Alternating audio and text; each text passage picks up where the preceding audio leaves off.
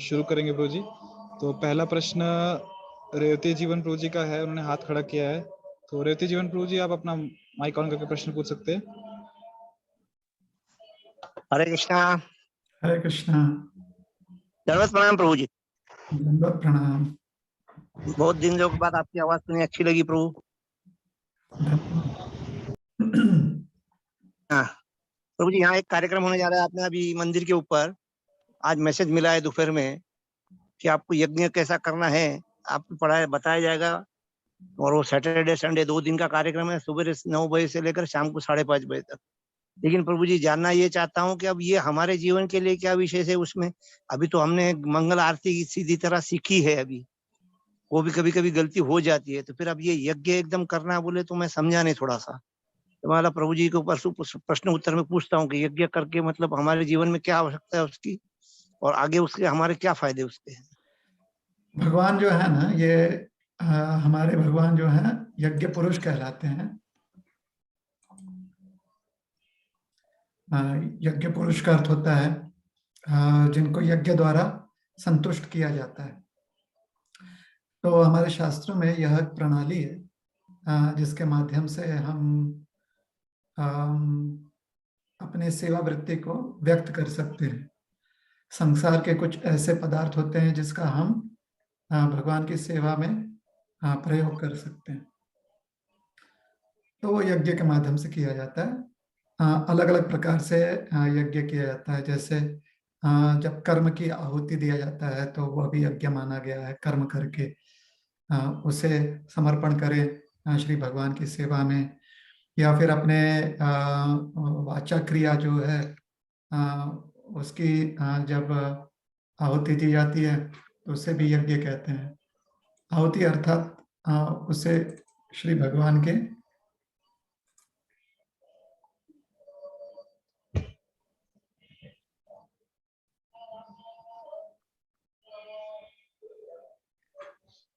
श्री भगवान की सेवा में किसी चीज को आहुति मतलब किसी चीज को समर्पण करना। तो अपने कर्म या अपने वाचा या अपने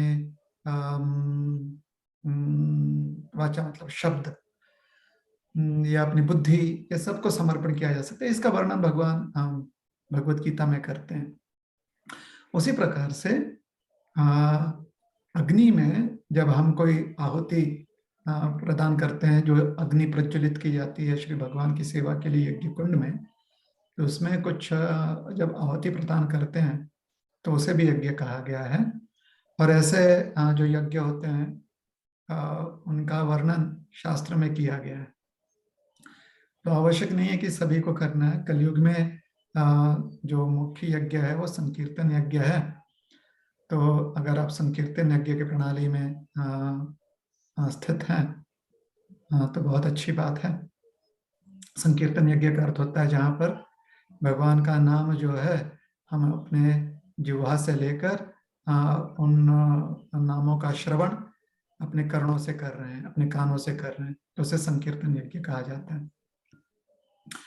या कोई और जो है जिह्वा से भगवान का नाम ले रहा है और उसके वचन को हम श्रवण कर रहे हैं, उसे भी संकीर्तन यज्ञ कहा जाता है। तो ये अलग अलग प्रकार के यज्ञ हैं। आपके वहाँ पर हमारे जो इस्कॉन औरंगाबाद संस्था केंद्र है, वहाँ पर किस प्रकार से यज्ञ की प्रणाली समझाई जा रही है। अगर आपको उसमें रुचि है तो सीखिए, रुचि नहीं है तो मत सीखिए। जिसको रुचि है उसके लिए वो प्रणाली समझाई गई है। उसी प्रकार से जिसकी रुचि हरि नाम में है वो ले सकता है, जिसकी रुचि नहीं है उसके ऊपर कोई जबरदस्ती नहीं है। तो रुचि के अनुसार, तो अपने अपने रुचि अनुसार जो है आपको जो संभव है वैसे सेवा करने का प्रयास कीजिए। कलयुग में हरि नाम को महात्म्य दिया गया, इसलिए कहते हैं कि कलयुग में जो मुख्य यज्ञ है वो संकीर्तन यज्ञ है। ठीक है ना। तो अपने रुचि के अनुसार आप कार्य कीजिए।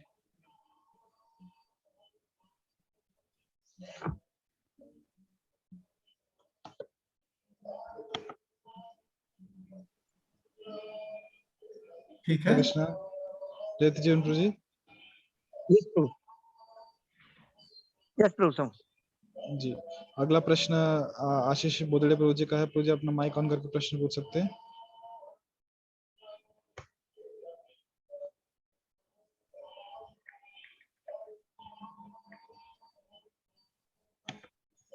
हरे कृष्णा आशीष बोदड़े प्रभु। हरे कृष्णा प्रभु जी। हरे कृष्णा। हरे कृष्णा प्रभु जी, बहुत दिनों से याद आ रही थी आपकी।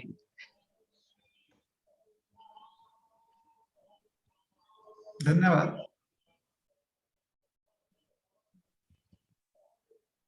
हाँ आशीष, प्रश्न पूछना है ना?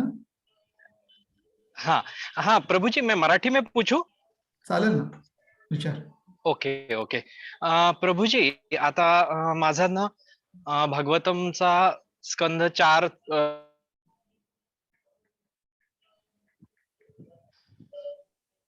हरे कृष्णा। आणि हे वाचत असताना, हरे कृष्णा, आवाज येतोय? नाही नाही, आवाज थोडस हे झालं, कट झालंय, परत विचार.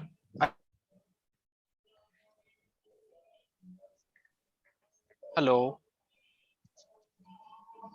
हॅलो, हो, आवाज आ रही है, ऐकू येतोय येते. आवाज प्रभू जी? हो हो, हाँ ऐकू हाँ, येते, आवाज आ ओके रही है. ओके। पूछो, हाँ प्रश्न विचार. प्रभू जी, स्कंद 4 आणि पार्ट 2 माझा आता पूर्ण होतोय, वाचतोय भागवतम. छान. आणि ते वाचत असताना मला म्हणजे वारंवार उल्लेख तिथे येतोय की जसं भगवंत हे साक्षात प्रेझेंट आहेत, त्यांच्या गुण, त्यांच्या लीला, त्यांचे धाम, त्यांचे संत आणि त्यांचं नाव यामध्ये. आणि याच्या संदर्भात मला हे विचारायचं होतं की जसं आता मी चॅन्टिंग करतो, तर हे चॅन्टिंग करत असताना भगवंतांच्या रूपाचं स्मरण करणं जास्त श्रेयस्कर आहे की त्यांच्या ह्या सगळ्या गुणांचं किंवा धाम किंवा संत यांचं सुद्धा स्मरण तिथे नित्य आपण करण्याचा प्रयत्न करावा? ठीक है, तो प्रश्न ये पूछा गया है कि भागवत का अध्ययन करते हुए, श्रीमद् भागवतम का अध्ययन करते हुए ऐसे बारंबार बताया जा रहा है कि भगवान का जो नाम है, गुण है, धाम है, और जो भगवान के भक्त हैं या संत हैं, इन सब का बहुत महात्म्य है. तो भगवान का नाम स्मरण करते हुए भगवान के रूप का जो है स्मरण करना, ये योग्य है, ये श्रेयस्कर है, या फिर बाकी भी जो बताया गया है कि लीला और भगवान का धाम या जो संत हैं, जो भक्त हैं, उनका भी स्मरण करना चाहिए. तो योग्य क्या है? जब भगवान के नाम स्मरण की, तो उत्तर इस प्रकार से है कि भगवान के जो नाम स्मरण की प्रणाली है, वह जो शब्द दिया गया ना, जिस शब्द से उसे उस प्रणाली को सूचित किया गया है, वह है नाम स्मरण. मतलब भगवान के नाम का स्मरण होना चाहिए. तो नाम स्मरण कैसे, भगवान का नाम स्मरण कैसे करते हैं हम? जब भगवान का नाम का हमारे मन में वास हो जाए. जैसे स्मरण का अर्थ यही होता है ना कि किसी भी वस्तु का हमारे मन में वास होना चाहिए. तो भगवान के नाम का हमारे मन में वास हो जाए, तो उसके लिए जो हमारे आचार्य हैं वो समझाते हैं कि जब आप नाम जप करते हो तो वो जो उच्चारण है, वो जो ध्वनि है, उससे हमारे मन पर संस्कार पड़ते हैं, मन पर प्रभाव पड़ता है, जिससे कि मन उस ध्वनि के प्रति आकर्षित हो जाता है. तो यह एक इंद्रिय है, जिह्वा एक इंद्रिय है. वैसे हमारे अन्य 4 और कर्म इंद्रिय हैं, जैसे कि आंख है, नाक है, कान है इत्यादि.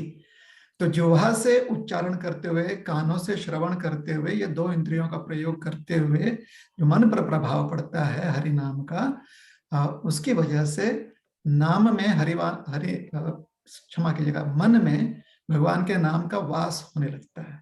और जब भगवान के नाम का वास होता है हमारे मन में, तो फिर नाम स्मरण होने लगता है. तो नाम स्मरण की ये प्रणाली साधना के रूप में समझाई गई है कि एक साधक को भगवान के नाम का उच्चारण करना चाहिए, उच्चारण किए हुए नाम को उसे ग्रहण करना चाहिए, अर्थात श्रवण करना चाहिए. तो इस उच्चारण और श्रवण की प्रक्रिया से क्या होता है? मन में भगवान का नाम बैठ जाता है, मन में भगवान के नाम का वास होने लगता है धीरे धीरे। तो जब उच्चारण कर रहे हैं उस समय तो होता ही है, क्योंकि हम ध्यान पूर्वक सुन रहे हैं। और तत्पश्चात अगर हम भगवान का नाम जप नहीं भी कर रहे हैं तो उसी चीज पर मनन करने लगते हैं। तो मनन करने से भगवान का नाम जो है उसका वास हो रहा है।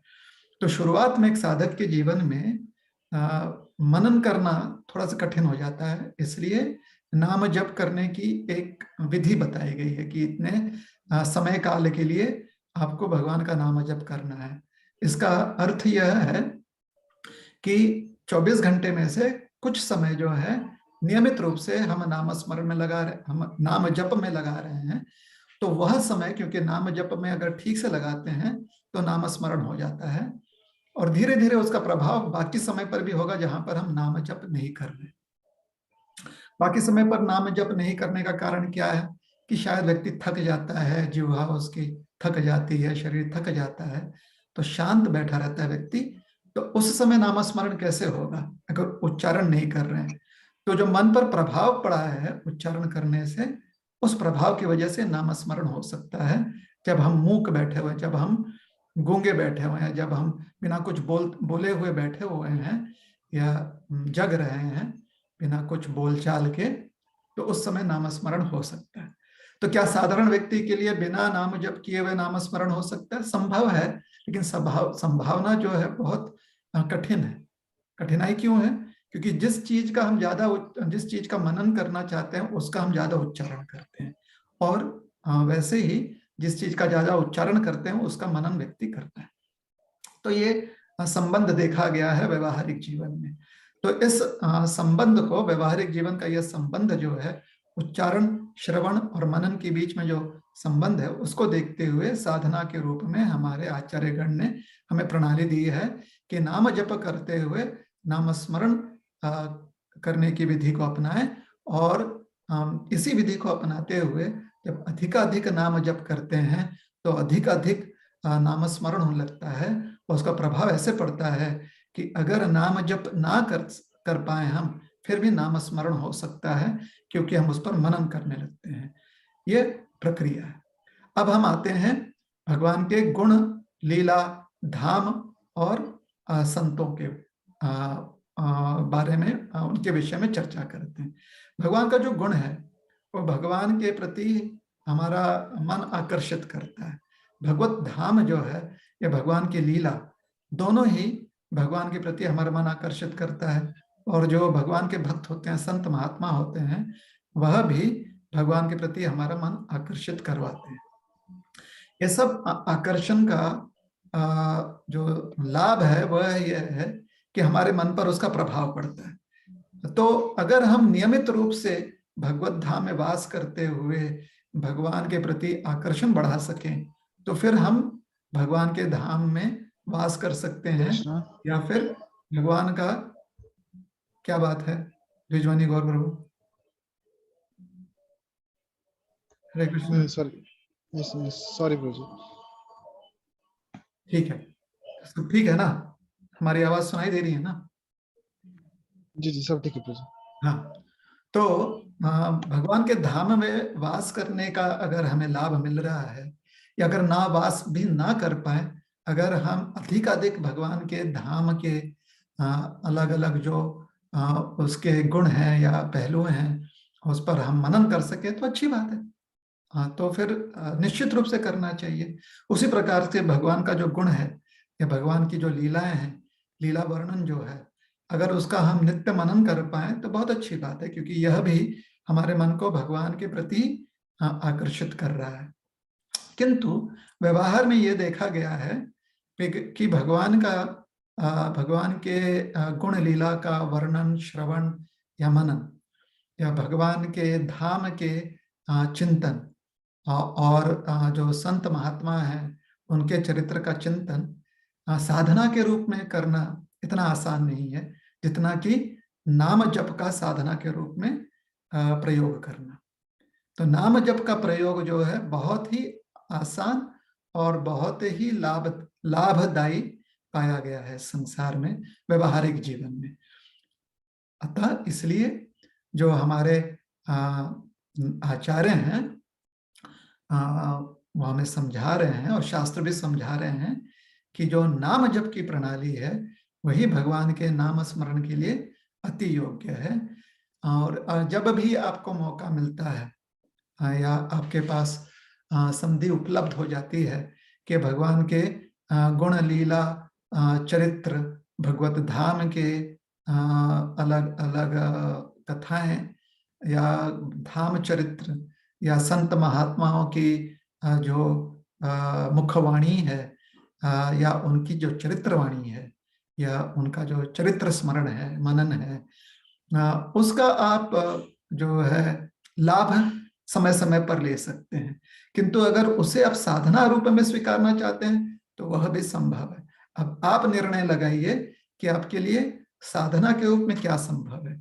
कोई एक साधना आपको अपनानी पड़ेगी, साधना को बदलनी नहीं चाहिए। क्यों? जब आप कोई साधना बदलते हो तो फिर साध्य वस्तु प्राप्त करना थोड़ा कठिन हो जाता है। उदाहरण के लिए देखिए, पढ़ाई आप लिटरेचर का भी कर सकते हो, साइंस का भी कर सकते हो, आप जो है इतिहास का भी कर सकते हो, तो किसी भी चीज का आप अध्ययन कर सकते हो या तीनों चीज का आप अध्ययन कर सकते हो, आप अभ्यास कर सकते हो। लेकिन लिटरेचर का अभ्यास करते हुए आप लिटरेचर में आप जो है प्रवीण हो जाएंगे। लिटरेचर का अभ्यास करेंगे तो आप इतिहास में प्रवीणता प्राप्त नहीं करेंगे, उसमें आप दक्ष नहीं होंगे, उसमें आप एक्सपर्ट नहीं होंगे। तो सब अभ्यास है, सब जो है अध्ययन ही है, किंतु आपका साध्य वस्तु क्या है? जो साध्य वस्तु है उसके लिए आपको उस प्रकार से साधना करनी चाहिए। तो अगर आपका साध्य वस्तु भगवान है और भगवान के प्रति मन लगाने के लिए आप साधना जो है भगवान के गुण लीला का के रूप में करना चाहते हैं, तो रोज 2 घंटे आप जो है भगवान की गुण लीला चरित्र पर अध्ययन कीजिए, चिंतन कीजिए, मनन कीजिए, श्रवण कीजिए। 2 घंटे, 3 घंटे, 4 घंटे, जितना भी आपको करना है प्रतिदिन कीजिए। या फिर अगर भगवान के धाम के चरित्र का या उसके स्मरण करते हुए अगर आप साधना करना चाहते हैं नित्य रूप से हर दिन, तो कीजिए। लेकिन यह मत कीजिए कि सोमवार मंगलवार को हम जो है गुण लीला चरित्र का जो है ध्यान करेंगे, फिर बुधवार मंगलवार को धाम का जो है हम साधना करेंगे, धाम संबंधित साधना करेंगे, और शुक्रवार और शनिवार को जो है संत महात्माओं के संबंध में साधना से संबंधित कोई साधना करेंगे, और रविवार को जो है नाम जप करते हुए साधना करेंगे। ऐसे करेंगे तो मन जो है थोड़ा विचलित हो जाता है। इसलिए साधना के रूप में 7 दिन आपको क्या करना है आप ये निश्चित कर लीजिए। अगर आपको नाम जप करना है, जैसे श्रीला प्रभुपाद जी ने जो कि इस्कॉन के संस्थापक आचार्य हैं, उन्होंने हमें समझाया है कि नाम जप करना, विशेष करके हरे कृष्ण महामंत्र का नाम जप करना, यह हमारी साधना है। हरे कृष्ण कृष्ण कृष्ण हरे हरे, हरे राम राम राम हरे हरे। उन्होंने समझाया कि यही हमारी साधना है। तो अगर इसे साधना रूप में हम स्वीकारते हैं तो अन्य समय में जो बाकी 22 घंटे बचते हैं हमारे, 2 घंटे या 21 घंटे बचते हैं या 23 घंटे जो समय बचता है, उसमें आप भगवान के चरित्र का या भगवान के गुण लीलाओं का या भगवान के धाम का या जो संत वाणी है उसका आप श्रवण कर सकते हैं या उसका आप मनन कर सकते हैं। बाकी समय में साधना के रूप में आपने क्या स्वीकारना है वह आप निश्चित कर लीजिए, और उस समय अन्य किसी साधना प्रणाली को स्वीकारने का अदला बदली करने का प्रयास मत कीजिए, क्योंकि उससे मन विचलित हो जाता है, मन स्थिर नहीं होता है। और मन को स्थिर करते हुए मनन की स्थिति में लाना, जहां पर भगवान का नित्य वास हो जाए हमारे मन में, वह आवश्यक है। ठीक है?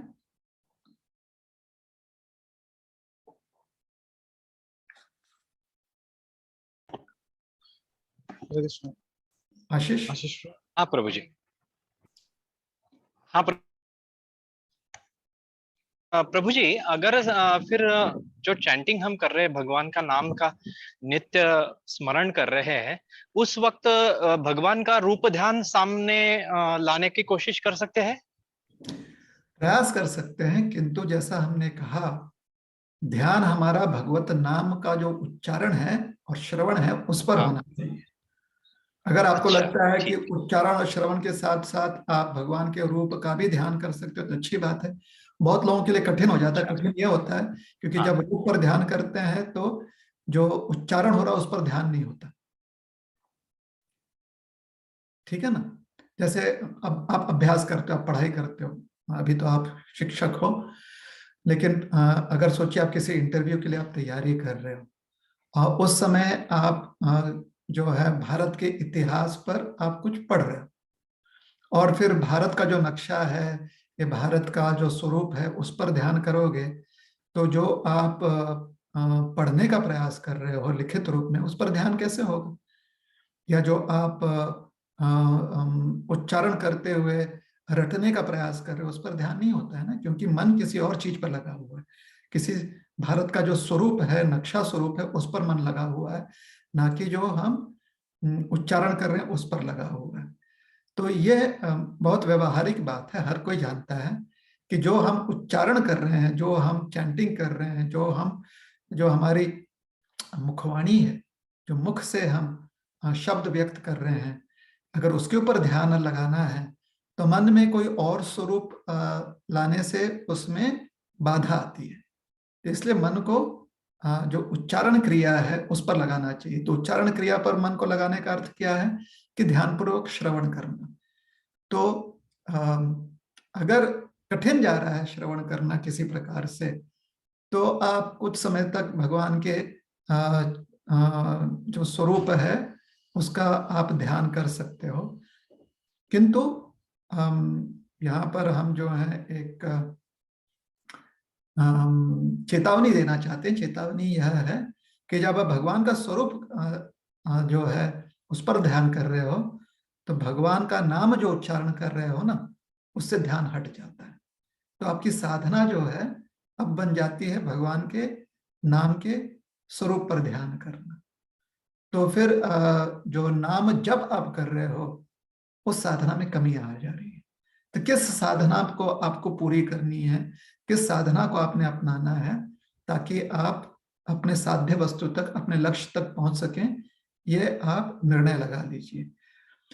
तो एक हम सुझाव यह दे सकते हैं कि अगर नाम उच्चारण करते हुए ध्यान भटक रहा है और आपने यह मान लिया है कि नाम उच्चारण करते हुए इसका श्रवण करना ही आपकी साधना है, नियम से 1 माला 2 माला जो भी है, 1,00,000 नाम या 10,000 नाम, जितना जो भी है नियम आपने ठान ली है अपने जीवन में, प्रतिदिन आप करेंगे। तो अगर नाम उच्चारण करने हैं लेकिन ध्यान भटक रहा है और आपको लगता है कि भगवान के स्वरूप का आपको स्मरण करना चाहिए, तो वहां पर नाम उच्चारण जो है करते हुए आप स्मरण कीजिए, कोई परेशानी नहीं है। किंतु उसको आप साधना के रूप में, नाम जप के साधना के रूप में गिनिए मत। अर्थात सोचिए, एक मणि पर आप हरे कृष्ण कृष्ण कृष्ण हरे हरे, हरे राम राम राम हरे हरे ऐसे जाप कर रहे हो, जैसे कि हम इस्कॉन में करते हैं, और दूसरी मणि पर जाप करते हो, मन भटक रहा, उस समय आप भगवान के रूप का स्मरण कर रहे हो या भगवान के लीला का स्मरण कर रहे हो, और साथ ही साथ आप उच्चारण भी कर रहे हो, जाप भी कर रहे हो। तो दूसरे मणि को आप गिनिए मत उच्चारण के रूप में, क्योंकि आपका ध्यान भगवान के रूप पर है। और जब रूप पर ध्यान करते हुए मन स्थिर हो जाए तो फिर से आप नाम जप पर ध्यान दीजिए, और इस समय दूसरे मणि पर जो आप मंत्र बोल रहे हो उसको आप साधना के रूप में गिनिए। साधना का मतलब ये होता है ना कि नियम से कुछ नाम जप करना। तो एक मणि पर आपने महामंत्र किया, दूसरे मणि पर करते हुए आप भगवान के रूप पर ध्यान कर रहे हो, तो उसी मणि पर पुनः आप जब आपका मन स्थिर हो जाए तो पुनः आप उसी मणि पर मंत्र जाप कीजिए, ताकि आपके मंत्र जाप करने की जो साधना है वो पूरी हो जाए। ये बात स्पष्ट हो गई जो हमने सुझाव दिया? हाँ प्रभु जी, डाउट पूर्ण क्लियर हो गया ठीक है। और पूर्ण समाधान भी हो गया। हरे कृष्ण। हरे कृष्ण, दंडवत। धन्यवाद। हरे कृष्णा। और भी जो भक्त यहाँ प्रश्न पूछना चाहते हैं अपना हैंड रेज कर सकते हैं और आप प्रश्न पूछ सकते हैं। तब तक जो गूगल फॉर्म पे क्वेश्चन आए हैं वो क्वेश्चन मैं लेता हूँ। तो यहाँ पे डॉक्टर अश्विनी वैष्णव माता जी का प्रश्न है, वो पूछ रहे हैं कि दीक्षा का अर्थ क्या है, what is meant by diksha, और दीक्षा के कितनी प्रकार होते हैं, which are different types of diksha, और इसमें से कौन सा ज्यादा बेनिफिशियल है एक साधारण व्यक्ति को भगवान तक पहुंचने के लिए, which one is beneficial for the layman to reach the Godhead. दीक्षा का अर्थ होता है जहां पर हमको दिव्य ज्ञान प्राप्त होती है, दिव्य ज्ञान की हमें समझ हो जाती है, उसे कहते हैं दीक्षा। दिव्य ज्ञानम प्रदाति इति दीक्षा। तो जब हमें दिव्य ज्ञान मिल जाता है, देखिए दिव्य ज्ञान मिलने का अर्थ ये नहीं कि आप किसी क्लास में बैठ गए और वहां पर कुछ चीज समझा दी गई है और वो दिव्य ज्ञान हो गया। दिव्य ज्ञान का अर्थ होता है जहां पर आपके मन में ऐसा परिवर्तन आ गया है कि अब व्यवहार में आप अपने क्रियाओं में भगवान के प्रति आप भगवान से अब जुड़ चुके हो अपने व्यवहार में। तो दीक्षा प्रणाली आपको ऐसे करने में मदद करती है। तो दीक्षा के लिए जो आवश्यक कुछ तत्व हैं वो है कि गुरु का आश्रय और एक शिष्य का या आश्रय ग्रहण करना। तो गुरु आश्रय जब एक शिष्य ग्रहण करता है दीक्षा प्रणाली के माध्यम से, तो वह सिद्ध गुरु जो है या वह प्रामाणिक गुरु जो है, जिसके पास दिव्य ज्ञान होता है, वह अपने शिष्य को वह प्रणाली प्रदान करने का प्रयास करता है और उस प्रणाली को शिष्य ने ग्रहण करना है। जब शिष्य उस प्रणाली को ग्रहण कर लेता है और अपने जीवन में उस प्रणाली को अपनाता है, तो जिस प्रकार से गुरु को अनुभूति होती है भगवान के सानिध्य का, वही शिष्य को भी अनुभूति होने लगती है। निश्चित रूप से शिष्य को साधना करनी पड़ेगी, क्योंकि उस प्रणाली में गुरु ने कई वर्षों तक साधना की हुई है। तो ये हो गई दीक्षा की बात। दीक्षा एक ही प्रकार की होती है जहां पर दिव्य ज्ञान प्रदान किया जाता है, उसी को दीक्षा कहते हैं। अब उसको उसका अलग अलग स्वरूप जो है, जैसे कि जो हमारी शिक्षण प्रणाली है, जैसे एजुकेशन प्रोसेस कहते हैं भारत में, कि बच्चा जो है मैट्रिकुलेशन या जो सीनियर सेकेंडरी सर्टिफिकेट है उसके लिए प्रणाली क्या है कि बच्चा जो है पहली कक्षा में जो है वो प्रवेश ले, और फिर पहली से लेकर 10वीं कक्षा तक जो भी उसे सिखाया जाए उसे समझे, और 10वीं कक्षा में जो परीक्षा है उसमें वो उत्तीर्ण हो जाए, तब उसे सर्टिफिकेट मिलता है। तो या फिर हर एक कक्षा में, वो भी आप समझ ले, हर एक कक्षा में व्यक्ति वो कब माना जाता है कि उसमें उसने उसे सिद्ध कर लिया है, जब वो उस कक्षा में प्रवेश हो, साधना करे, अर्थात शिक्षण जो है ग्रहण करे और परीक्षा में उत्तीर्ण हो जाए। तो उसी प्रकार से जब हम दिव्य ज्ञान प्राप्त करना चाहते हैं, जहां पर ज्ञान, यहाँ पर दिव्य ज्ञान का अर्थ होता है हमारे जीवन में ऐसा परिवर्तन कि व्यवहार में हम अपने आप को भगवान के निकट अपने आप को पाते हैं। व्यवहार में जो भी हम व्यवहार करते हैं, बहुत लोगों की वो तैयारी नहीं होती, क्योंकि अगर भगवान के प्रति समर्पित हो जाते हैं तो भौतिक वस्तुओं के प्रति जो भौतिक लिप्सा होती है, भौतिक आकर्षण होता है, वो क्षीण हो जाता है। तो लोगों को लगता है कि ये छूट जाएगा। तो ये एक भौतिक आकर्षण है, वो छूट जाएगा, इसलिए बहुत लोगों की तैयारी नहीं होती है। और जिनकी तैयारी होती है कि नहीं, हर वस्तु जो है उसमें भगवान का ही वास है, तो कोई चीज छूटती नहीं है। अब सिर्फ ये है कि हर चीज, हर वस्तु के साथ, हर क्रिया के साथ हम उचित तरीके से हम जुड़ रहे हैं। तो जिन लोगों को इस बात में श्रद्धा आ जाती है और ऐसे ही अपने व्यवहार में वो जीना चाहते हैं, तो वह दीक्षा प्रणाली को ग्रहण करने का प्रयास करते हैं। अब कुछ औपचारिक भी इस प्रक्रिया है। बहुत लोग जो हैं इस प्रणाली को औपचारिक रूप में स्वीकारते हैं, जैसे कि औपचारिक रूप से कोई विद्यार्थी जो है किसी कक्षा में प्रवेश ले ले, किंतु अगर वो उसमें वो शिक्षण ग्रहण न करे तो खाली औपचारिक रह गया ना उसका प्रवेश, तो परीक्षा में ठीक से उत्तीर्ण नहीं हो पाएगा वो। तो उसी प्रकार से बहुत लोग जो है दीक्षा प्रणाली को औपचारिक रूप में ग्रहण कर सकते हैं। तो एक औपचारिक उसका स्वरूप भी है जहां पर हर व्यक्ति को वो औपचारिकता जो है या वो औपचारिक जो क्रिया है उसे स्वीकारनी पड़ती है। तो वो अलग अलग प्रकार से होता है, जिसमें आप गुरु आश्रय ग्रहण करते हैं। गुरु आश्रय का ग्रहण करने का अर्थ है कि एक व्यक्ति मात्र का खाली आश्रय ग्रहण नहीं कर रहे, उनका तो आश्रय हम ले रहे हैं एक व्यक्ति का, लेकिन उनके अनुभूति से जो दिव्य ज्ञान जो उन्हें प्राप्त है उसका भी आश्रय ग्रहण कर रहे हैं, और वही जो दिव्य ज्ञान है वो व्यक्ति हमें प्रदान करने का प्रयास कर रहे हैं। वो व्यक्ति हम पर अपना प्रभाव नहीं जताना चाहते, गुरु किसी पर अपना प्रभाव नहीं जताते हैं, वो एक उनकी जो अनुभूति है उसके अनुसार जो ज्ञान प्राप्त है वह अपने शिष्य को देना चाहते हैं, जो गुरु होते हैं, जो गुरु वर्ग होता है वह।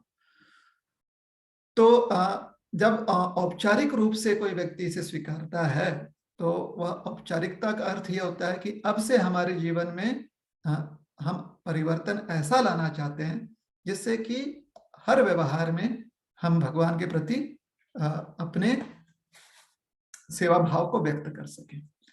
अब यह सिर्फ अगर औपचारिक रूप में जीवन हमारे जीवन काल में रह जाए तो फिर परीक्षा में हम ठीक से उत्तीर्ण नहीं हो पाएंगे, लेकिन अगर यह हमारे जीवन में अनुभूति के रूप में जो है इसका लाभ मिलता है, जो दीक्षा के समय जो प्रणाली हमें प्रदान की गई है, जब उसको अपने जीवन में हम अनुभूति के रूप में, अनुभव के रूप में लाभ प्राप्त करने लगते हैं तो फिर परीक्षा में उत्तीर्ण हो सकते हैं। परीक्षा क्या है? परीक्षा यह है कि जीवन का अंत समय जब आवे तो उस समय हम पूरी तरह से भगवत में रहें, पूरी तरह से हम भगवान का स्मरण कर सकें, क्योंकि अंत समय में जब भगवान का स्मरण करते हैं तो भगवान कहते हैं वह व्यक्ति मेरे शरण को प्राप्त करता है और इस भौतिक जगत में पुनः जन्म नहीं लेता, जन्म मृत्यु के चक्र से मुक्त हो जाता है। तो यह परीक्षा है, इसमें उत्तीर्ण होना है। तो यह दीक्षा है गुरु आश्रय, अर्थात गुरु जो वर्ग है उनके अनुभूति अनुसार जो दिव्य ज्ञान उनके पास है वह शिष्य को प्रदान करते हैं, और शिष्य जो है जो गुरु व्यक्ति स्वरूप है उनका भी आश्रय ले रहा है, और उसके साथ साथ जो ज्यादा महत्वपूर्ण है वह है जो प्रणाली वो प्रदान कर रहे हैं उसका आश्रय ग्रहण करता है।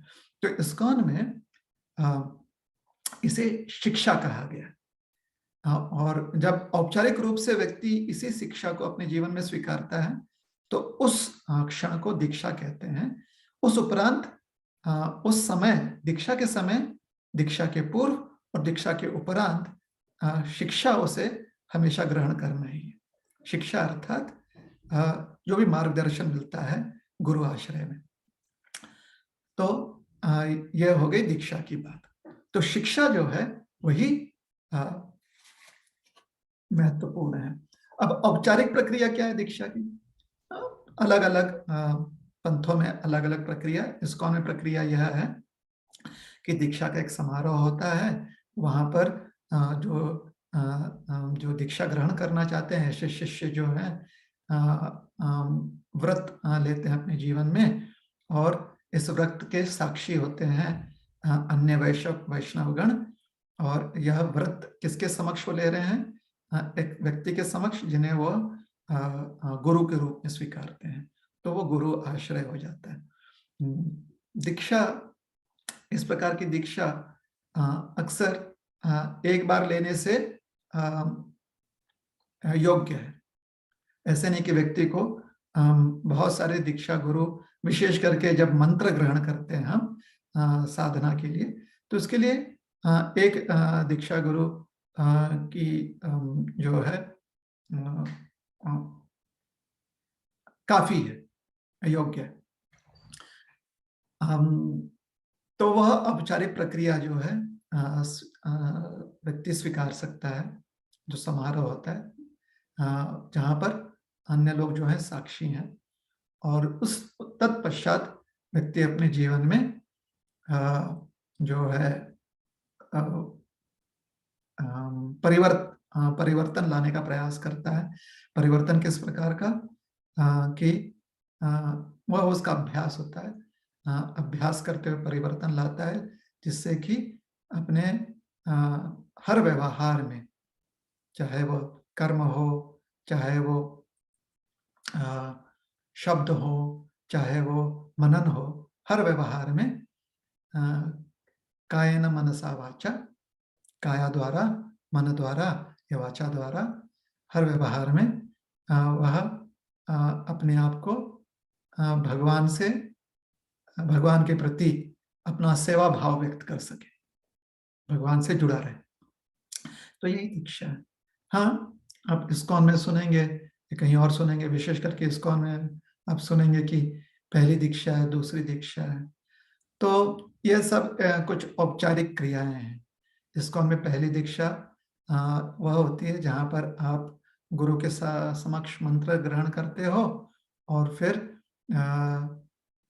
तत्पश्चात और व्रत लेते हो, और तत्पश्चात अपने जीवन में उस मंत्र उच्चारण करते हुए, व्रत का पालन करते हुए अपने जीवन में आप वो परिवर्तन ले आते हो, जिससे कि परीक्षा में आप उत्तीर्ण हो सके। दूसरी दीक्षा वह प्रणाली है इस्कॉन में जहाँ पर आपको संधि मिलता है, संधि दी जाती है, तो कि इस्कॉन के जो मंदिर हैं, जहाँ पर भगवान की प्राण प्रतिष्ठा की गई है, और जिस मंदिर से आप जुड़े हुए हो, तो जो इस्कॉन का जो मंदिर है, वहाँ पर आप उन मंदिर में जो विग्रह की प्राण प्रतिष्ठा की गई है, उन विग्रहों की आप सेवा कर पाए। तो वहाँ पर भी कुछ मंत्र आपको प्राप्त होते हैं, जिसके द्वारा आप या दूसरी दीक्षा के माध्यम से आप उन विग्रहों की सेवा कर सकते हो। अगर किसी व्यक्ति को विग्रहों की सेवा करने में इतनी रुचि नहीं है, तो इसमें कोई गलत बात नहीं है। घर पर जो विग्रह की सेवा करनी है, या अगर आपको इस्कॉन के मंदिर में जो विग्रह सेवा करने की आपकी कोई रुचि नहीं है, और अगर आप घर पे विग्रह सेवा करना चाहते हो, घर पे भी विग्रह सेवा करने की कोई रुचि नहीं है, तो दूसरी दीक्षा लेने की कोई आवश्यकता नहीं है, ऐसे हमारे इस्कॉन के आचार्य समझाते हैं। क्योंकि दीक्षा जो है, जहाँ जो कि इस्कॉन में पहली दीक्षा जिसे कहते हैं, वो परिपूर्ण है। उसके अलावा और कोई अलग अलग दीक्षा नहीं होती है। ठीक है ना। ये दूसरी दीक्षा इस्कॉन में विग्रह सेवा, जो इस्कॉन के मंदिर में जो विग्रह हैं उनकी सेवा करने के लिए सुविधा प्रदान करती है। ठीक है। वैसे ही हमारे संस्कृति में बहुत सारे ऐसे क्रियाएं होते हैं जहां पर हमें दीक्षित किया जाता है। जैसे विवाह के समय भी हमें दीक्षित किया जाता है, या फिर कोई भी शुभ कार्य करना हो, जैसे कि गृह प्रवेश करना हो, या कहीं पर भूमि पूजन करना हो, या कहीं पर कोई नया कार्यक्रम करना हो, तो वहाँ पर भी जो है जो ब्राह्मण होते हैं वो हमें दीक्षित करते हैं मंत्र द्वारा। कोई एक कहते हैं हमसे मंत्र कहने के लिए, और फिर उनकी कोई औपचारिक प्रक्रिया होती है जहाँ पर आप आचमन करते हो, थोड़ा सा जल ग्रहण करते हो, आप कोई व्रत लेते हो, और उसे निभाने का प्रयास करते हो। तो इस प्रकार से उस क्रिया में आप दीक्षित हो जाते हो। तो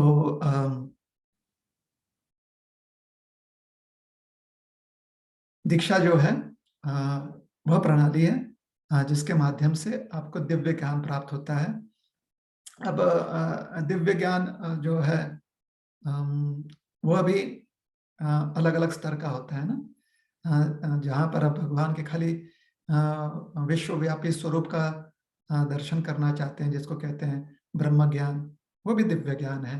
जहाँ पर भगवान जो सबके हृदय में और एक कण में परमात्मा के रूप में स्थित हैं, जिसको कहा जाता है परमात्मा का साक्षात्कार, वह भी दिव्य ज्ञान है। जहाँ पर हम भगवान के सुंदर लीला और भगवान का जो दिव्य धाम है उसका मनन करते हुए उसके बारे में हम चिंतन करते हैं, तो वह भी दिव्य ज्ञान है। तो आप किस लक्ष्य को दिव्य ज्ञान के रूप में स्वीकारना चाहते हो, उसके अनुसार जो है आपको दीक्षा प्राप्त होती है। तो दीक्षा वही है जिससे कि आपको दिव्य ज्ञान प्राप्त हो। जैसे हमने कहा कि कभी कभी कुछ कुछ व्यवहारिक कार्यों में भी आप दीक्षित होते हो, जैसे कुछ संस्कार होते हैं उसमें भी दीक्षित होते हो, क्योंकि वह सारे संस्कार इसलिए दिए जाते हैं ताकि आपके जीवन में शुभ कृतियां या शुभ कार्य हो, आपके जीवन में शुभ मंगल हो, और वहां पर भगवान का स्मरण किया जाता है, इसलिए उन कार्यों में भी दीक्षा आपको दीक्षित किया जाता है।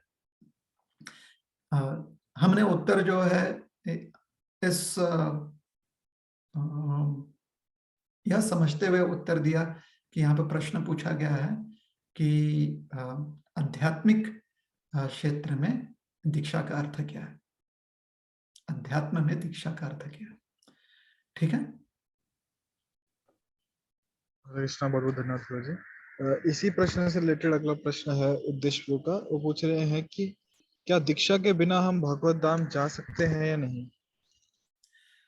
देखिए औपचारिक रूप से जो दीक्षा है उसका हमने वर्णन किया, किंतु हमने क्या कहा कि दीक्षा क्या है, दिव्य ज्ञान प्राप्त करना। और इस दीक्षा के प्रणाली में जो दो तत्व जिसका वर्णन किया वह एक है जो गुरु है, जहां पर गुरु आश्रित, और एक शिष्य है जो इस आश्रय को ग्रहण कर रहा है। तो आश्रय क्या ग्रहण कर रहा है? व्यक्ति का तो आश्रय ग्रहण ही कर रहा है, अर्थात उस व्यक्ति के जो भी मार्गदर्शन उसको तो स्वीकारेगा ही, किंतु शिक्षा ग्रहण कर रहा है। शिक्षा अर्थात जो अनुभव है और गुरु वर्गों का जो गुरु वर्ग होते हैं उनकी जो अनुभूति है, उनके इतने तपस्या का या साधना की जो अनुभूति है, उसके अनुसार वह हमें प्रणाली प्रदान कर रहे हैं और हमें मार्गदर्शन प्राप्त कर रहे हैं। तो अगर आप औपचारिक रूप से ग्रहण नहीं करते हो दीक्षा, अनौपचारिक अर्थात वो दीक्षा जो समारोह है उसे ग्रहण नहीं करते, किंतु आप शिक्षा ग्रहण कर रहे हो, तो वह शिक्षा ही तो आपको जो शिक्षण है और उस शिक्षा के अनुसार जो आप अभ्यास करोगे, जिसको शिक्षण कहते हैं या अभ्यास कहते हैं, वह ना आपको परीक्षा में उत्तीर्ण करवाएगा। बहुत लोगों को लगता है कि शिक्षक जो है, जो गुरु वर्ग है, वो आपको उत्तीर्ण करवाएंगे। तो भाई गुरु वर्ग उत्तीर्ण कैसे करवाते हैं? जैसे पहली कक्षा में, दूसरी कक्षा में जो आपके शिक्षक होते हैं वो आपको परीक्षा में उत्तीर्ण कैसे करवाते हैं? वो आपको ज्ञान देकर। वो आपके लिए परीक्षा में थोड़ी उत्तर लिखने वाले, वो तो गलत बात है ना, कि आपके ही शिक्षक जो हैं आपके जगह पर परीक्षा में बैठकर परीक्षा पत्र का उत्तर जो है, प्रश्न पत्र का उत्तर लिखें और आपको क्रमांक मिले। ये तो गलत बात है, क्योंकि शिष्य को जो है प्रश्न पत्र के उत्तर लिखने चाहिए। तो इसलिए यह समझना कि गुरु जो है हमारे परीक्षा के समय उत्तर लिखेंगे, यह योग्य बात नहीं है। परीक्षा तक या परीक्षा के समय भी हमारे जो शिक्षक वर्ग हैं, परीक्षा के पूर्व हमें सारे प्रश्नों का उत्तर समझाते हैं वो, और परीक्षा के समय वह सिर्फ वहां पर उपस्थित रहकर हमें प्रोत्साहन देते हैं। उत्तर नहीं बता सकते, अगर हमें वो उत्तर बताएंगे तो चीटिंग कहलाएगा, है ना, वो गलत कहलाएगा। लेकिन हमें प्रोत्साहित करने के लिए वह हमें वहां पर उपस्थित रहकर हमें आशीर्वाद दे सकते हैं, इतना वो कर सकते हैं। उत्तर तो हमने लिखना है स्वयं। तो यह बात समझना बहुत आवश्यक है। तो इसलिए अगर आप उत्तर सही रूप से लिखना चाहते हैं अपने प्रश्न, जो आपकी परीक्षा है जहां पर भगवान का स्मरण होना है, तो आप स्मरण अच्छे से करना चाहते हैं जो कि आपका उत्तर है, तो शिक्षा ग्रहण करना बहुत, प्रशिक्षित होना बहुत आवश्यक है। तो प्रशिक्षण जो है वो शिष्य का कार्य है। गुरु भी प्रशिक्षित होते हैं, लेकिन वह अपने लिए अपने जीवन में प्रशिक्षित हो रहे हैं। शिष्य को अपने जीवन पर प्रशिक्षित होना चाहिए। तो क्या दीक्षा के बिना कोई जो है परीक्षा में उत्तीर्ण हो सकता है? तो यहाँ पर हम इस प्रश्न को ऐसे समझ रहे हैं कि क्या दीक्षा का जो औपचारिक समारोह है उसके बिना, क्योंकि जो औपचारिक तो हमने कहा कि ये एक प्रणाली है, ये एक खाली उस क्षण का एक क्रिया है कि इस दिनांक को इस समय पर ये औपचारिक क्रिया की गई, किंतु उस औपचारिक क्रिया के पूर्व, उस औपचारिक क्रिया के उपरांत और उस औपचारिक क्रिया के दौरान जो दीक्षा समारोह है उसके दौरान उस समय भी शिक्षा जो है वो महत्वपूर्ण है। इसलिए दिव्य ज्ञानम प्रदाति कहा गया, जहां पर दिव्य ज्ञान प्राप्त होता है। तो अगर इस समारोह के बिना भी अगर आपको दिव्य ज्ञान प्राप्त हो जा रहा है, जो कि संभव है, क्यों नहीं संभव है, इस औपचारिक समारोह को अपनाते हुए थोड़ा आसान हो जाता है। जैसे किसी पाठशाला में अगर आप प्रवेश ले लो तो आसान हो जाता है परीक्षा में उत्तीर्ण होना, क्योंकि वहां पर शिक्षक होते हैं। लेकिन बिना किसी पाठशाला में प्रवेश लिए हुए अगर आप प्राइवेट ट्यूशंस लेकर भी करना चाहते हो या स्वयं अध्ययन करके भी प्रशिक्षित होना चाहते हो तो संभावना तो है, खाली एक पाठशाला की सुविधा प्राप्त नहीं होगी आपको।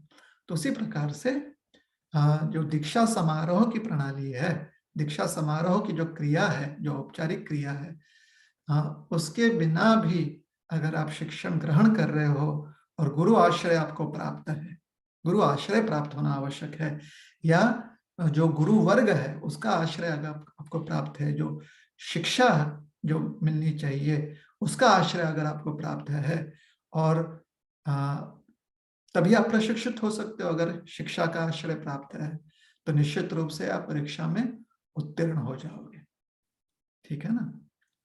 इस्कॉन में और अन्यथा भी शास्त्र में समझाया गया कि कलयुग में आप भगवान का स्मरण करने से ही, भगवान का जब आप स्मरण करते हो तो उससे आप परीक्षा में उत्तीर्ण होगे, जो अंतिम समय की परीक्षा उसमें उत्तीर्ण होगे। उस समय ये नहीं कहा गया है कि देखा जाएगा कि आप दीक्षित थे औपचारिक रूप से कि नहीं, इसके अनुसार आप उत्तीर्ण हो गए, ऐसा नहीं कहा गया। उत्तीर्ण होने के सिर्फ एक ही गुण बताए गए हैं, एक ही रिक्वायरमेंट बताया गया है, एक ही आवश्यकता बताई गई है उत्तीर्ण होने का, वह है भगवान का स्मरण करना। और कलयुग में भगवान का स्मरण करने की जो प्रणाली है वो नाम स्मरण। तो अगर अंत समय में भगवान का नाम स्मरण अगर हम कर रहे हैं, जो जीवन भर अगर हमने किया हुआ है उसमें प्रशिक्षण लिया हुआ है, और अंत समय में भी भगवान का नाम स्मरण करते हैं तो परीक्षा में उत्तीर्ण हो जाएंगे। या अन्यथा भी भगवान के गुण लीला, भगवान का धाम या भगवान के किसी भक्तों का भी हम स्मरण करते हैं तो परीक्षा में उत्तीर्ण हो जाएंगे। तो स्मरण करना आवश्यक है। कलयुग में नाम स्मरण जो है वो समझाया गया शास्त्रों में कि सबसे सरल है कलयुग में प्रणाली। क्या यह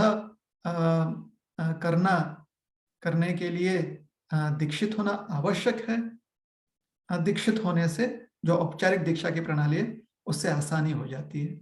अन्यथा अगर आपको शिक्षा का आश्रय प्राप्त है, आश्रय प्राप्त होना बहुत आवश्यक है, क्योंकि जब तक आप आश्रय ग्रहण नहीं करते तो प्रशिक्षित कैसे होंगे। तो इसलिए अगर आपको शिक्षा का आश्रय प्राप्त है, अर्थात अगर आपको प्राइवेट ट्यूशन मिल रहा है या फिर आप स्वयं से ही प्रशिक्षित हो रहे हो, तो संभावनाएं तो है कि अंत समय में आपको भगवान का स्मरण हो सकता है या आपको नाम स्मरण हो सकता है और आप परीक्षा में उत्तीर्ण हो जाओगे, ठीक है। तो क्या आपके लिए आसान है? आप क्या स्वीकारना चाहते हो? आप किस व्रत को अपने जीवन में अपनाना चाहते हो, और क्या आप निष्ठापूर्ण उन व्रतों को पूर्ण कर पाओगे कि नहीं पूर्ण कर पाओगे, इस पर आप ध्यान कीजिए और उसके अनुसार आप निर्णय लीजिए अपने जीवन में, ठीक है। तो दोनों ही जो जिन्होंने प्रश्न पूछा था उनसे हम आग्रह करेंगे कि आप अपनी जो अपना जो फीडबैक है वो जरूर दीजिएगा। अपनी प्रतिक्रिया जरूर दीजिएगा। ठीक है, हरे कृष्णा, धन्यवाद प्रभु जी। हरे कृष्ण। जब तक वो फीडबैक देते हैं तब तक हम अगले प्रश्न पे बढ़ते हैं। तो यहाँ पे और जो भक्त यहाँ पे जूम मीटिंग में हमारे साथ जुड़े हुए हैं, यदि आप में से कोई प्रश्न पूछना चाहता है तो कृपया अपना वर्चुअल हैंड रेज कीजिए ताकि आपको अवसर दिया जाए प्रश्न पूछने का। और गूगल फॉर्म पे हाँ, उद्देश्य प्रभु एक और क्वेश्चन पूछ रहे हैं कि क्या एक नए भक्त को प्रचार कार्य में लगना चाहिए चाहे उसका आचरण ठीक पूरी तरह से ठीक रहे या ना रहे और साधना भी ठीक से ना करता हो? मीन्स कहने का तात्पर्य है कि कोई भक्त नया आया भक्ति में, अभी उसका आचरण इतना ठीक से है नहीं, तो उसे कॉलेज में या जब स्कूल में जब वो जाता है तो वहां प्रचार करना चाहिए कि नहीं? एक उदाहरण देते हैं। हमारे बहुत सारे जान पहचान में ऐसे लोग हैं जो स्वयं शिक्षित नहीं, मतलब उन्होंने कभी किसी पाठशाला में जाकर, ये कहिए कि उन्हें अक्षर लिखना नहीं आता है, ठीक है ना, इस प्रकार से शिक्षित नहीं है, किंतु वह दूसरों को आज के समय में 2021 में वो हर एक दूसरे व्यक्ति से कहते हैं कि भाई आपको अक्षर लिखना सीखना चाहिए, अर्थात आपको एजुकेशन प्राप्त करना चाहिए। तो क्योंकि वह अनएजुकेटेड है, वह साक्षर नहीं है ना, उन्होंने वो पढ़े लिखे नहीं है, तो क्या उसकी वजह से दूसरों को पढ़ाई के बारे में समझाना ये उचित है या अनुचित है? हमें तो लगता है कि ये उचित है, क्योंकि जितना उनके पास समझ है, जितना वो जानते हैं, उतना वह समझा है। हाँ, जो साक्षरता प्राप्त कर चुके हैं, जो पढ़ चुके हैं, पढ़ाई लिखाई कर चुके हैं, तो जहां तक उनकी पढ़ाई हो चुकी है, क्योंकि उतना उनको अनुभव है, तो दूसरों को प्रेरणा के साथ साथ वो अपने अनुभव के भी जो है चीजें समझा सकते हैं। तो अंतर इतना है कि जो लोग पढ़ लिख चुके हैं वो अपने अनुभव के अनुसार समझा सकते हैं। जिनके पास ज्ञान है कि कितना लाभदायी है कोई भी विषय, चाहे वो हमारे व्यवहारिक शिक्षण प्रणाली हो, चाहे वो अध्यात्म हो, जिनके पास वो ज्ञान है वो ज्ञान दे सकते हैं। हाँ, जिस ज्ञान से, ज्ञान का परिणाम क्या होता है? अक्सर जब भी किसी व्यक्ति को ज्ञान मिलता है ना, तो वो अपने जीवन में परिवर्तन लाना चाहता है। तो जहां पर कोई व्यक्ति जानता है कि अध्यात्म आवश्यक है, तो वो स्वयं के जीवन में भी परिवर्तन लाने का प्रयास करेगा और दूसरों को भी वह यह ज्ञान देने का प्रयास करेगा, जिससे कि उनके जीवन में भी मंगलमय परिवर्तन आ जाए। तो अगर यहाँ पर प्रचार शब्द का अर्थ हम ये ले रहे हैं कि आपको जो वैदिक संस्कृति या वैदिक संस्कृति में जो अध्यात्म पर विशेष टिप्पणियां की गई हैं, अध्यात्म के बारे में जो समझ दी गई है, वह आपको बहुत रोचक लगते हैं, वह आपको बहुत अच्छे लगते हैं, तो या किसी भी व्यक्ति को बहुत अच्छा लगता है, तो क्या वो दूसरों को उसके बारे में बता सकता है कि नहीं बता सकता है? तो इस अर्थ में हम प्रचार शब्द का अर्थ ले रहे हैं इस प्रकार से। तो हमारी समझ में बिल्कुल बता सकता है, क्योंकि इस ज्ञान से वह अपने जीवन में भी परिवर्तन लाने का प्रयास करेगा। आज नहीं तो कल, कभी ना कभी तो करने का प्रयास करेगा। ज्ञान का यही लाभ होता है कि कभी ना कभी व्यक्ति विचार करता है, कम से कम अगर प्रयास ना भी करे तो प्रयास करने का विचार करेगा वो, और दूसरों को अगर बताता है तो वह व्यक्ति भी अपने जीवन में विचार कर सकता है, या फिर विचार करते हुए प्रयास भी कर सकता है।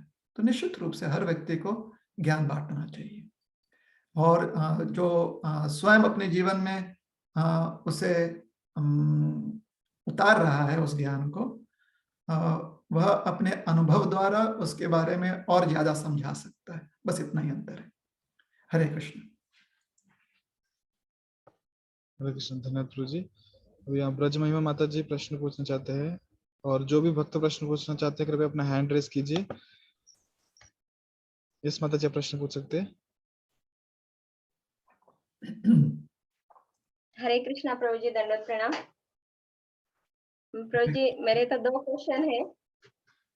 पहला क्वेश्चन, जैसे कि मैंने अभी दीक्षा के बारे में सुना, जब हम जीवन भर में नाम जप करते, सेवा करते, मगर आखिरी समय में शेवट के आखिरी समय में भगवान का स्मरण नहीं हुआ, तो क्या भगवान हमारा स्मरण करेंगे क्या? भगवान नित्य हमारा स्मरण करते हैं, इसके बारे में हमें तनिक भी शंका नहीं होनी चाहिए, और अंत समय में भी भगवान हमारा स्मरण निश्चित रूप से करेंगे। ऐसा ही प्रश्न एक बार श्रीला प्रभुपाद जी से पूछा गया था, तो श्रीला प्रभुपाद जी ने कहा था कि उस समय चैतन्य, अगर आपने जीवन भर भगवान का नाम स्मरण किया हुआ है, सेवा की हुई है, और अंत समय पर किसी प्रकार से आप भगवान का स्मरण नहीं कर पा रहे हैं, तो उस समय भगवान जो है, श्री चैतन्य महाप्रभु जो है, आपके मन में जो है प्रकट हो जाएंगे और आपसे स्मरण करवाएंगे। ऐसा उत्तर दिया गया प्रभुपाद जी ने, तो निश्चित रूप से वह हम जो है स्वीकारते हैं। साथ ही साथ भगवान जो है यह देखना चाहते हैं कि हमारे लिए क्या योग्य है। अगर योग्य यह है कि उस समय भगवान का स्मरण हो, तो भगवान हमारे मन में या किसी प्रकार से भगवान ऐसा प्रयोजन करेंगे कि हमें स्मरण हो जाएगा। और भगवान अगर देखते हैं कि हमारे लिए आवश्यक है कि और एक जीवन हम प्राप्त करें जहां पर थोड़ा सा और भगवान के प्रति मन लग जाए, तो भगवान हमें ऐसे परिवार में ऐसे एक सुविधा प्रदान करेंगे अगले जीवन में कि बहुत आसानी से हम भगवान का नामस्मरण और सेवा कर सकें, ताकि अगले जीवन के अंत में भगवान का स्मरण हो जाए। तो दोनों हो सकते हैं। प्रभुपाद जी की बात मानते हुए हम यही कहेंगे कि भगवान जो है ऐसा प्रयोजन करेंगे कि हमें उनका स्मरण हो सके, क्योंकि भगवान नित्य हमारा स्मरण करते हैं। वो हमारे हितैषी हैं, हमारे हित में ही कार्य करते हैं भगवान। किंतु अगर आवश्यक पड़े कि हमें और एक जीवन काल प्राप्त हो, पुनर्जन्म हो, तो वह जीवन भी जो है भगवान ऐसा प्रयोजन करवाएंगे कि भगवान के नाम स्मरण में और सेवा में ही जावे। तो हमारे लिए तो कोई भी परेशानी नहीं, क्योंकि हम तो जीवन भर भगवान का नाम स्मरण ही करना चाहते हैं। क्यों? क्योंकि जीवन जब अंत हो जाए तो उसके उपरांत भी भगवान का नाम स्मरण करें और सेवा करें। हम तो यही चाहते हैं कि अभी और आगे के काल में भगवान की सेवा हो। तो इस जीवन उपरांत एक दिव्य शरीर में भगवान की सेवा कर पाए या और एक भौतिक शरीर प्राप्त करके भगवान की सेवा कर पाए, अंतर थोड़ी होता है हमारे लिए। इसलिए ऐसे प्रश्न जो है ना, उसके बारे में चिंतित नहीं होना चाहिए कि जीवन के अंत में होगा कि नहीं होगा। होए तो भी अच्छा है, नहीं होए तो भी अच्छा है। क्यों? क्योंकि हम तो भगवान की सेवा नित्य करना चाहते हैं ना, चाहे इस लोक में हो या परलोक में हो। क्या अगले जीवन में भगवान का विस्मरण होगा? नहीं। क्यों? भगवान कहते हैं नेहाभिक्रम नाशोस्ति। जितना हमने भगवान की सेवा में प्रयास किया है, हमारी चेतना जितनी विकसित हुई है, उसका कभी नाश नहीं होता। तो अगले जीवन में हमारी चेतना आगे ही विकसित होगी, कभी हमारी चेतना जो है और प्रदूषित नहीं हो सकती। जब तक कि हम स्वयं से उसे प्रदूषित ना करना चाहे, चेतना प्रदूषित नहीं होगी। इसलिए निश्चिंत रहना चाहिए। बार बार ये बात इसलिए समझाई जाती है कि अंत समय में भगवान का स्मरण होना चाहिए। क्यों? क्योंकि भौतिक शरीर में रहते हुए थोड़ी सी बाधाएं होती हैं सेवा करने में। जैसे कि भौतिक शरीर थक जाता है, भौतिक शरीर को आराम की आवश्यकता पड़ती है, तो इत्यादि कारणों से भौतिक शरीर में भगवान की सेवा करने में बाधाएं उत्पन्न होती हैं। इसलिए जब हम भौतिक शरीर से मुक्त हो जाते हैं तो भगवान की सेवा में कोई बाधा उत्पन्न नहीं होती। हम निरंतर जो है भगवान की सेवा कर सकते हैं बिना किसी बाधा के। अहेतु की अप्रतिहता सेवा कर सकते हैं बिना किसी बाधा के। तो यही इसलिए जोर दिया गया कि अंत समय पर भगवान का नाम स्मरण करते हुए हमें जीवन मृत्यु के चक्र से मुक्त हो जाना चाहिए। किंतु जो व्यक्ति जीवन भर भगवान का नाम स्मरण कर रहा है, अंत समय में भगवान का नाम स्मरण न हो पाए, तो संभावना है कि ना हो पाए। लेकिन जो जिसने जीवन भर नाम स्मरण किया है, उसकी अभिलाषा तो यही होगी कि हमेशा भगवान का नाम स्मरण ही होते रहे। तो उसके लिए किसी प्रकार की उसके मन में दुविधा नहीं होनी चाहिए ऐसे व्यक्ति की। तो हमें जीवन भर बस भगवान का नाम स्मरण करते रहे। अंत समय में स्मरण होगा नहीं होगा, भगवान जो है हमें करने देंगे नहीं करने देंगे, ऐसे शंकाएं उत्पन्न नहीं करनी चाहिए। बस विश्वास ये रखना चाहिए कि भगवान जो करते हैं हमारे लिए वो हमारे हित में ही होता है। कभी भी भगवान हमारे साथ कोई अनर्थ नहीं करेंगे, यह श्रद्धा हमारी होनी चाहिए। ठीक है।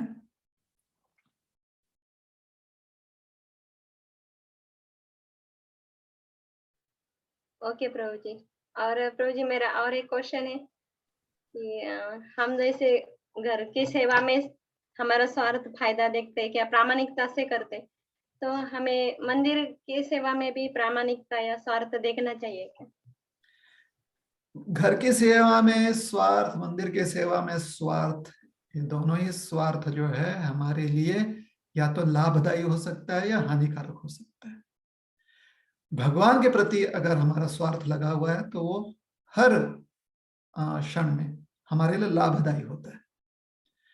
कोई व्यक्ति जाकर मंदिर में सेवा करता है लेकिन भगवान के प्रति उसकी आस्था ज्यादा बढ़ती नहीं है या लगाव बढ़ता नहीं है, तो उसे कुछ पुण्य मिलेगा। जो व्यक्ति घर में जो है अपने परिजनों की सेवा करता है, भगवान के प्रति उसकी आस्था पूरी तरह से जगती नहीं है, उसे भी पुण्य मिलेगा। तो जरूरी यह है कि हम अपना स्वार्थ जो है वो भगवान में लगाएं, चाहे वो हम घर में रहें या मंदिर में। ठीक है। Okay Prabhu ji, thank you Prabhu ji. हाँ, इतना है कि देखिए घर में रहते हुए आपको मंदिर और घर में अंतर क्या है। अगर आपको अध्यात्म में रुचि है तो मंदिर में भगवान के प्रति जुड़ने की संधियां ज्यादा होती है। कैसे? वहां पर आप बहुत सारे भक्तों से मिल सकते हो। अक्सर मंदिर में बहुत सारे संत महात्मा भी आते हैं, वहां पर नित्य जो है भगवान की सेवा और भगवान की चर्चा चलते रहती है। घर में यह नित्य करना संभव हो सकता है या शायद ना हो। मंदिर उसी कार्य के लिए बना हुआ है। घर जो है वहां पर यह संभावना हो सकती है या नहीं हो सकती है। इसलिए आध्यात्मिक प्रक्रिया की संभावनाएं अगर देखा जाए तो एक प्रकार से मंदिर में ज्यादा आध्यात्मिक प्रक्रिया में जो सेवाएं होती हैं, अगर देखा जाए तो मंदिर में उसकी संधियां ज्यादा होती हैं, क्योंकि वहां पर भक्तों की संख्या ज्यादा होती है मंदिर में। ठीक है ना। घर में भक्तों की संख्या कम होती है। तो यह अंतर है मंदिर के सेवा में और घर की सेवा में। ठीक है।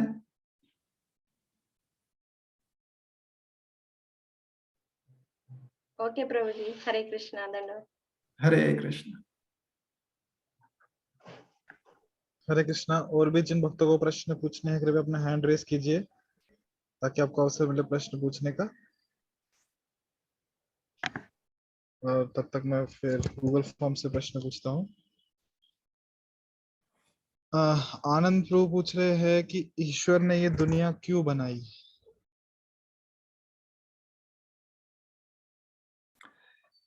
भगवान ने ये दुनिया बनाई क्योंकि हमें ऐसी दुनिया की आवश्यकता थी।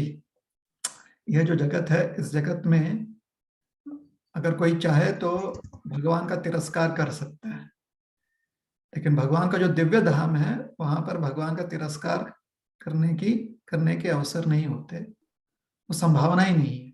तभी उसको दिव्य जगत कहा जाता है। दिव्य जगत जहां पर सिर्फ और सिर्फ भगवान के प्रति हम जो है अनुकूल भाव रखते हैं।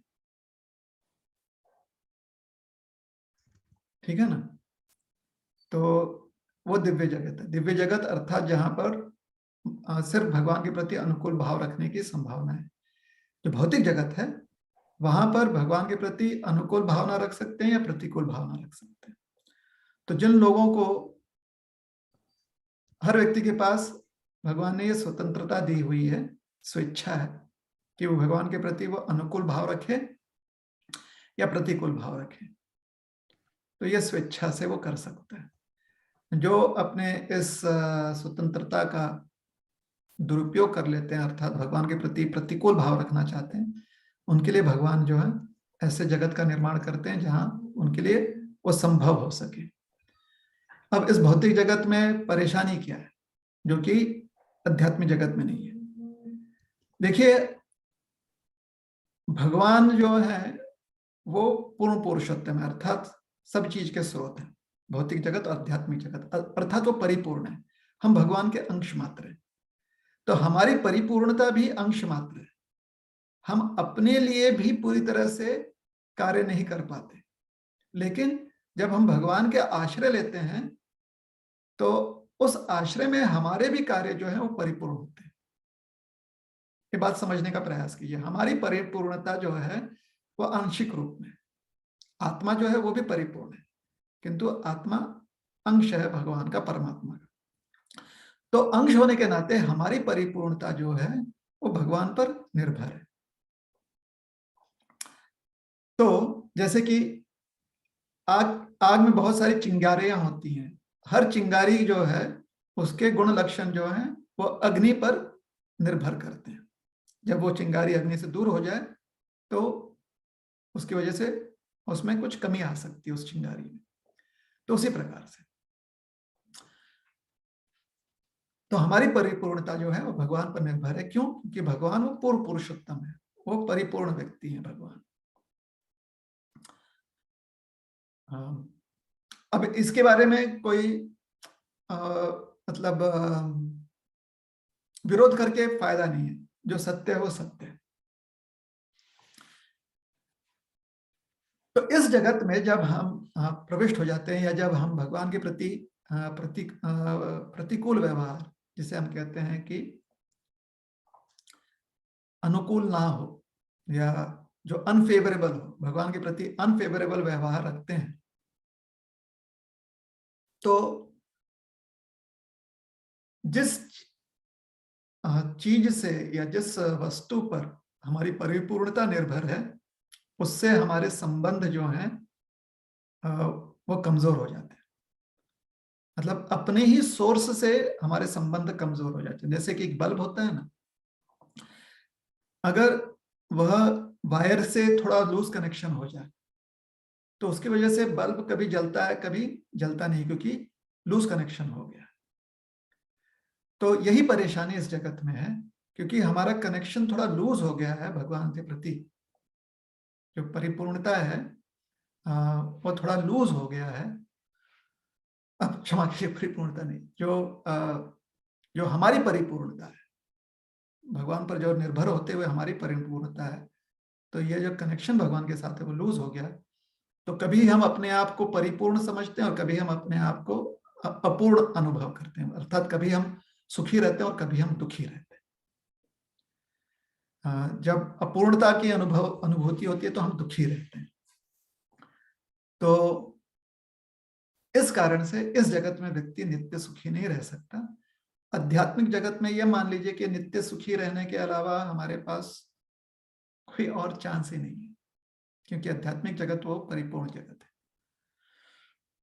तो जब हम इस जगत में पुनः किसी आध्यात्मिक प्रक्रिया से अपने लूज कनेक्शन को पुनः एकदम सशक्त कर लेते हैं, अपने लूज कनेक्शन को पुनः पूरी तरह से अच्छे से जोड़ देते हैं, कनेक्शन अच्छा बना लेते हैं, तो फिर हमें वीजा मिल जाता है वापस आध्यात्मिक जगत का। फिर इस जगत में रहने की आवश्यकता नहीं।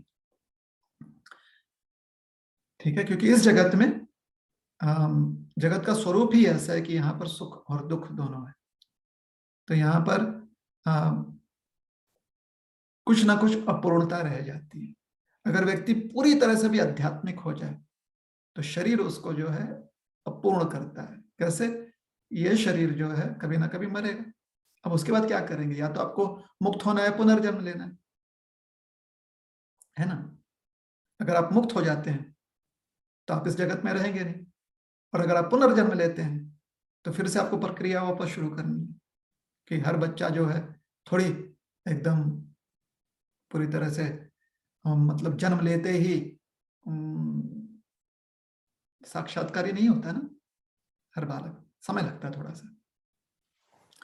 तो यह कारण है कि इस जगत में अपूर्णता रही जाती है।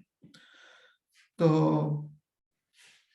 जिस दिन हम अपने इस मूर्खता को त्याग देंगे उस दिन इस जगत से मुक्त हो जाएंगे, और जो लोग ऐसी मूर्खता बनाए रखेंगे वो लोग इस जगत में रह जाएंगे या इस जगत में आते रहेंगे। तो अपनी मूर्खता को सुधारें हम, और जो हमारी स्वेच्छा से भगवान के प्रति प्रतिकूल व्यवहार रखने की हमने जो मूर्ख निर्णय लिया था, उसे एक अवसर देने के लिए भगवान ने इस जगत का निर्माण किया हुआ है। हाँ, इसके पूर्व पूरी तरह से हमें समझाने का प्रयास किया गया था कि हम इस जगत में ना आवे, इसका प्रयास किया गया था, किंतु क्या करें, उस प्रयास में वो प्रयास काम नहीं कर पाया हमारे लिए। हमने अपनी स्वेच्छा को पूरी तरह से प्रतिकूल स्वरूप में ही व्यक्त किया, तो अब यहाँ पर इस जगत में, ठीक है। और आप स्वयं अपने जीवन में देख लीजिए, कितना भी व्यक्ति कहे कि हाँ मैं बहुत जो हूँ आध्यात्मिक हूँ, क्या 24 घंटे पूरे जीवन भर वो आध्यात्मिक रह पाता है? नहीं ना। तो ये संसार का स्वरूप है, कहीं ना कहीं अपूर्णता होती है। तो कोई साधना करते हुए, आध्यात्मिक प्रक्रिया करते हुए प्रयास हम करते हैं कि 24 घंटे आजीवन जो है हम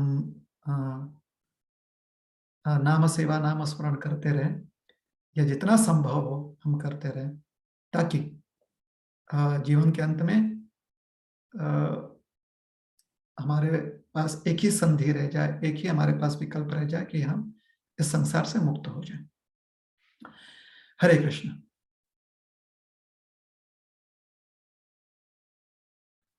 हरे कृष्णा, धन्यवाद प्रभु जी। अगला प्रश्न यहाँ पे काव्या मोरे माता जी का है। वो पूछ रहे हैं कि Hare Krishna Prabhu ji, after death and before getting the next body, what happens to soul? What process does it go through? मृत्यु के उपरांत और दूसरा शरीर प्राप्त होने के पहले क्या होता है? जो आत्मा होती है वो किस किस अवस्थाओं से बीतती है या जाती है? तो उत्तर यह है कि जो भी आवश्यक हो अगले जीवन में हम अपने इंद्रियों का प्रयोग कर सकें, उसके लिए जो भी आवश्यक हो, या पिछले जीवन में अगर कुछ हमने ऐसा कर्म किया है जिसका हमें दंड मिलना चाहिए, तो दंड स्वीकारने के लिए जो भी आवश्यक हो उस अवस्था में आत्मा को डाला जाता है। अगर आत्मा के अगले शरीर प्राप्त करने के पूर्व किसी और शरीर में या किसी और अवस्था में उसे दंड ग्रहण करने की आवश्यकता है, तो वहां पर आत्मा को ले जाया जाता है। और ऐसे वर्णन जो है कभी कभी पुराणों में दिए गए हैं, विशेष करके गरुड़ पुराण में। और अगले जीवन के लिए जो उसे प्रशिक्षण प्राप्त करना है, मानिए कि अगला जीवन जो है किसी पशु का प्राप्त है, तो उस पशु जीवन में अपने इंद्रियों का प्रयोग कैसे करना है, उसके लिए जो प्रशिक्षण प्राप्त करना है, तो उस प्रशिक्षण के लिए फिर उन्हें जो है संधि दी जाती है। उस प्रशिक्षण प्राप्त करने के लिए ऐसी अवस्था में उसे रखा जाता है आत्मा को। तो जो भी आवश्यक हो अगले जीवन के लिए, तो इन दो चीजों पर निर्भर करता है। एक, क्या पिछले जीवन का जो कर्म है ऐसे कर्म है जिसका दंड मिलना आवश्यक है, तो उसके लिए उस अवस्था में आत्मा को भेज दिया जाता है और उस स्थान पर आत्मा को भेज दिया जाता है। और दूसरा, अगले जीवन के लिए कुछ प्रशिक्षण प्राप्त करने की आवश्यकता है, कुछ ट्रेनिंग की आवश्यकता है, तो उसके लिए वैसी अवस्था में आत्मा को भेज दिया जाता है। तत्पश्चात उसे अगला जन्म प्राप्त होता है किसी योनि में। ठीक है। क्योंकि अंग्रेजी में प्रश्न पूछा गया था इसलिए इंग्लिश में भी उत्तर दे देते हैं। सो before you get your next birth and after you've finished your present life, if the soul needs to be in a place where one gets certain punishment for the activities that one has done in this present lifetime, then the soul goes to such places and gets a body or gets a situation or is in a situation where one gets that punishment. And if the soul needs to be getting some training, needs some practice about how to use one's senses in one's next birth, next life, then for that, the soul is given a particular body or is placed in a particular situation where the soul gets to practice that kind of life. And then the soul gets the next body. So there are two conditions through which the soul may have to go through. As I said, may. It is not necessary that the soul will always, but there are two situations, two conditions which may make the soul go through a particular situation in a particular place, in a particular body between two lives in a particular species, between this lifetime and the next life in another species. What are those two conditions? The first condition is if there is any punishment that has to be gotten for the activities that one has done in this lifetime, and those punishments have not been given in this lifetime, then those punishments would be given after one's death in this life. So that is one condition. And secondly, if one has to be trained for using one's senses in the next life, in that particular species. So is it possible that one can directly go to another species? Definitely it's possible. If one is going to be using if one already knows how to use one's senses, or already the facility of using one's senses in the next life is there, then one can immediately go to the next birth in another species of life. Or if there is no punishment needed to be undertaken in another place, then one can immediately go to another life. In that lifetime, in the next birth that one has, certain punishment of previous lifetimes can also come. So not all punishment is given between two lifetimes. दूसरे जीवन में जब हम प्रविष्ट होते हैं तो ऐसा नहीं है कि हमारे सारे पिछले जन्मों के कर्म फल जो हैं उसके दंड हमें प्राप्त हुए हैं। कुछ कर्म फल पिछले जन्मों के ऐसे होते हैं जिसका दंड हमें अगले योनि में मिलेगा। तो अगले योनि में जब हम जन्म लेते हैं तो कुछ कर्म फल के दंड वहां पर होते हैं, मिलते हैं, और जो भी हमें लाभ मिलना है, जो भी हमने पुण्य किया हुआ है, जो भी हमें रिवॉर्ड्स मिलना है, वो हमें अगले जीवन में मिलते हैं। तो अगर हमारे इस जीवन में खाली हमारे पास रिवॉर्ड्स हैं, खाली लाभ है, पुण्य है, तो अगले जीवन में वो हमें प्राप्त हो जाएंगे, कहीं और बीच में जाने की आवश्यकता नहीं है। So if we are only going to receive the benefits of our good actions, pious activities, pious reactions, then that is all that we have from this lifetime. Then we get birth immediately in another species of life where we enjoy those rewards.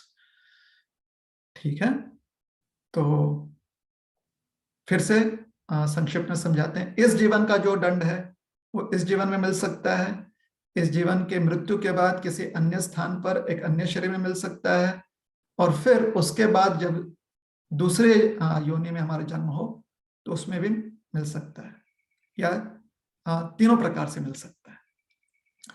साथ ही साथ अगले योनि में अगर हमें अपने इंद्रियों का प्रयोग करने के लिए फिर से जो है प्रशिक्षित होने की आवश्यकता है, तो बीच में दूसरे योनि में जन्म लेने के पूर्व हमें एक ऐसे स्थान में, एक ऐसे शरीर में वो प्रशिक्षण प्राप्त होता है। और अगर हमारे इस जीवन में खाली हमारे पास पुण्य कर्म के ही फल है, तो सीधे हमें अगले जीवन में, अगले योनि में जन्म मिलता है, जहां पर हम उस पुण्य का जो सुख है वो प्राप्त कर सकें।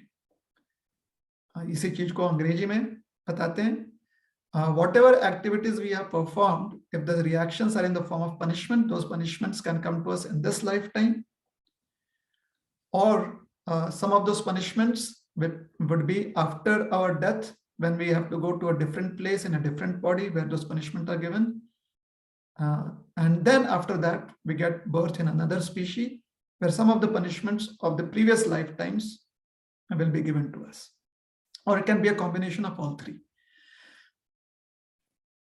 And if we need to be trained how to use our senses, what kind of eating, sleeping, mating, defending we have to do in the next life, then that is given to us in a different place, in a different body after our death in this life. If we only have rewards from this lifetime, then we immediately get birth in another species where we enjoy those rewards. So the rewards are enjoyed in this life, and if there are some rewards that are meant to be enjoyed in another life, then we immediately get birth in that life. So this is, in brief, how the law of karma works after death. तो ये संक्षिप्त में था कि किस प्रकार से कर्म और कर्म फल के जो नियम हैं वो मृत्यु उपरांत कैसे कार्य करते हैं। हरे कृष्ण। जिन जिन लोगों ने प्रश्न पूछा है, अगर उनके और अपने अभिव्यक्ति जो है या अपनी प्रतिक्रिया जो है वो दे रहे हैं तो अच्छा रहेगा।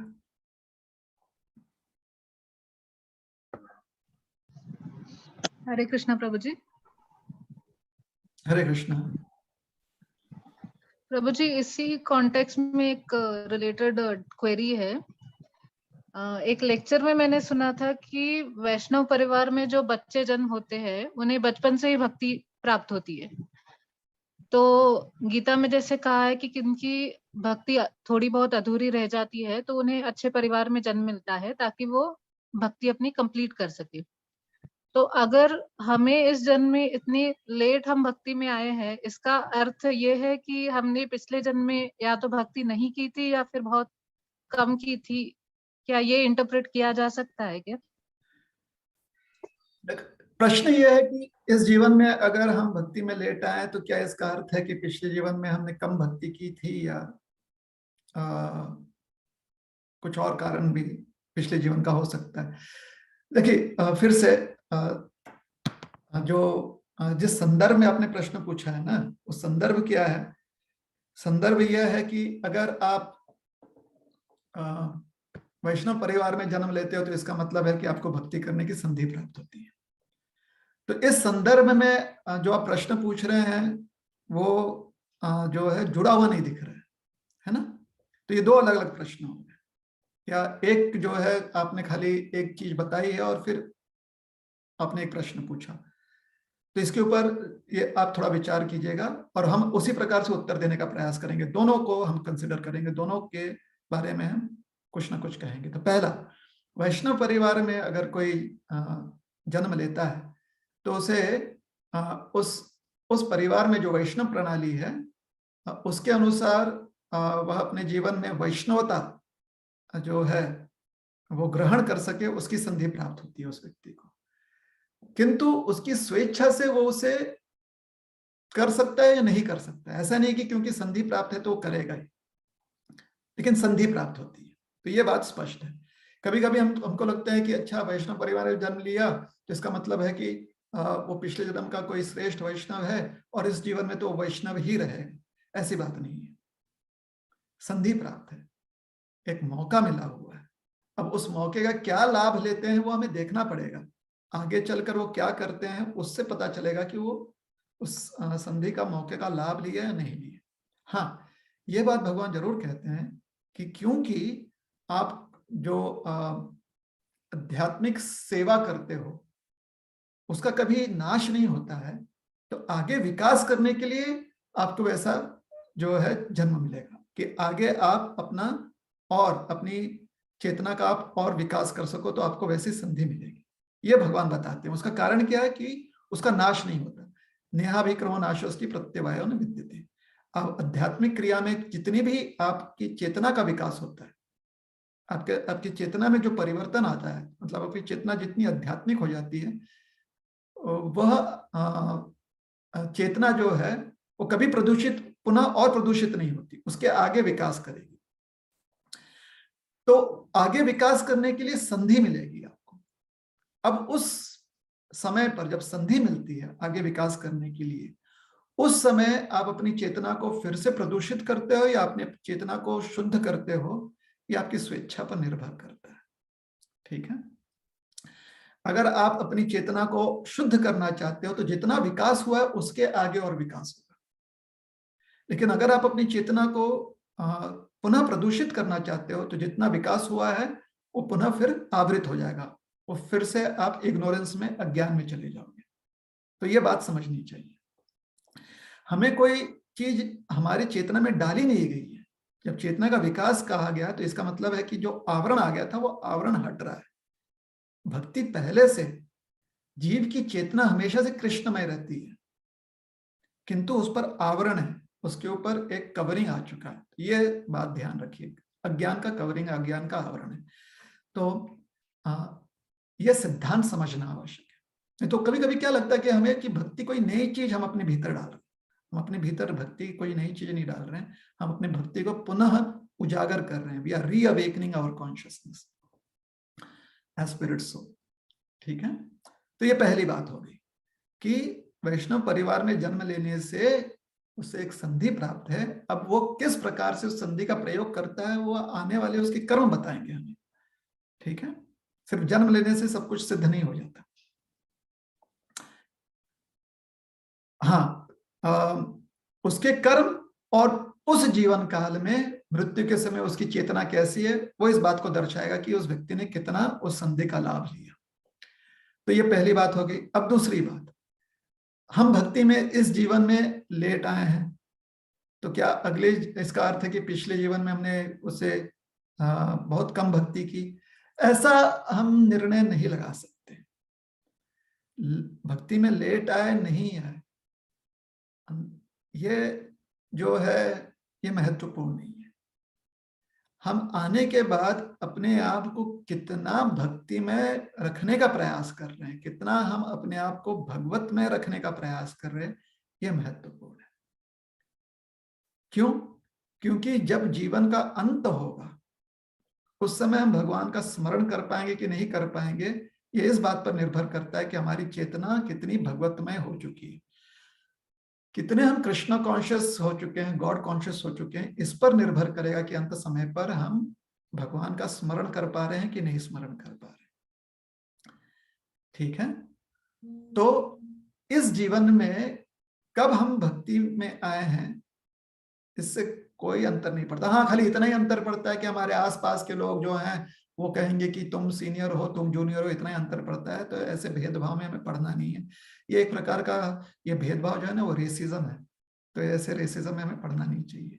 हाँ, इस जो है कौन वरिष्ठ है कौन थोड़ा सा कम है, ये शिष्टाचार की बात है। तो शिष्टाचार को रखते हुए कि कहाँ पर किसे पहले प्रसाद के लिए हम भेजें, किसे हम पहले जो है सत्कार करें, ये शिष्टाचार की बात है।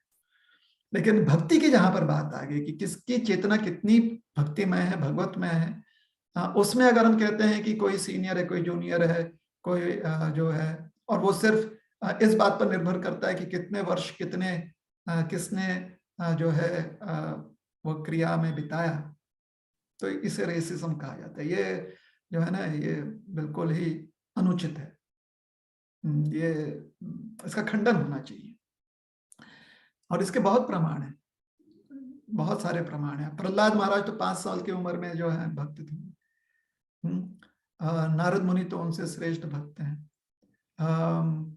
प्रहलाद महाराज के साथ जो है अगर नारद मुनि की तुलना की जाए, श्रेष्ठ मतलब बड़े हैं, तो क्या हम कह सकते हैं? हाँ, नारद मुनि उनके गुरु मान सकते हैं, लेकिन क्या हम कह सकते हैं कि प्रहलाद जो है नारद मुनि से कम भक्ति में है? नहीं, जितने नारद मुनि की भक्ति है भगवान के प्रति, उतनी ही प्रहलाद महाराज की भक्ति भी नारद भगवान के प्रति। तो दोनों ही जो है महाजन माने गए। अगर देखा जाए महाजनों में दोनों का नाम आया गया, नारद भी है, प्रहलाद भी है। प्रहलाद महाराज शिष्टाचार को जानते हुए नारद मुनि को हमेशा प्रणाम करते हैं, और शिष्टाचार के अनुसार नारद मुनि हमेशा प्रहलाद महाराज को आशीर्वाद देते। तो ये शिष्टाचार की बात होगी। तो ऐसा भेदभाव नहीं होना चाहिए। क्या ऐसा भेदभाव होता है? होता है। इसलिए स्वयं हमें ऐसा भेदभाव नहीं करना चाहिए। हमारे साथ ऐसा कोई भेदभाव करता है तो हमें उसमें ध्यान नहीं देना चाहिए। हमें ध्यान यह देना चाहिए कि हमारी चेतना भगवान के प्रति कितनी समर्पित है, भगवान की सेवा में हम कितना अपने शरीर, मन और अपने वाचा क्रिया को हम सेवा में लगा रहे हैं, इसमें हमें ध्यान देना चाहिए।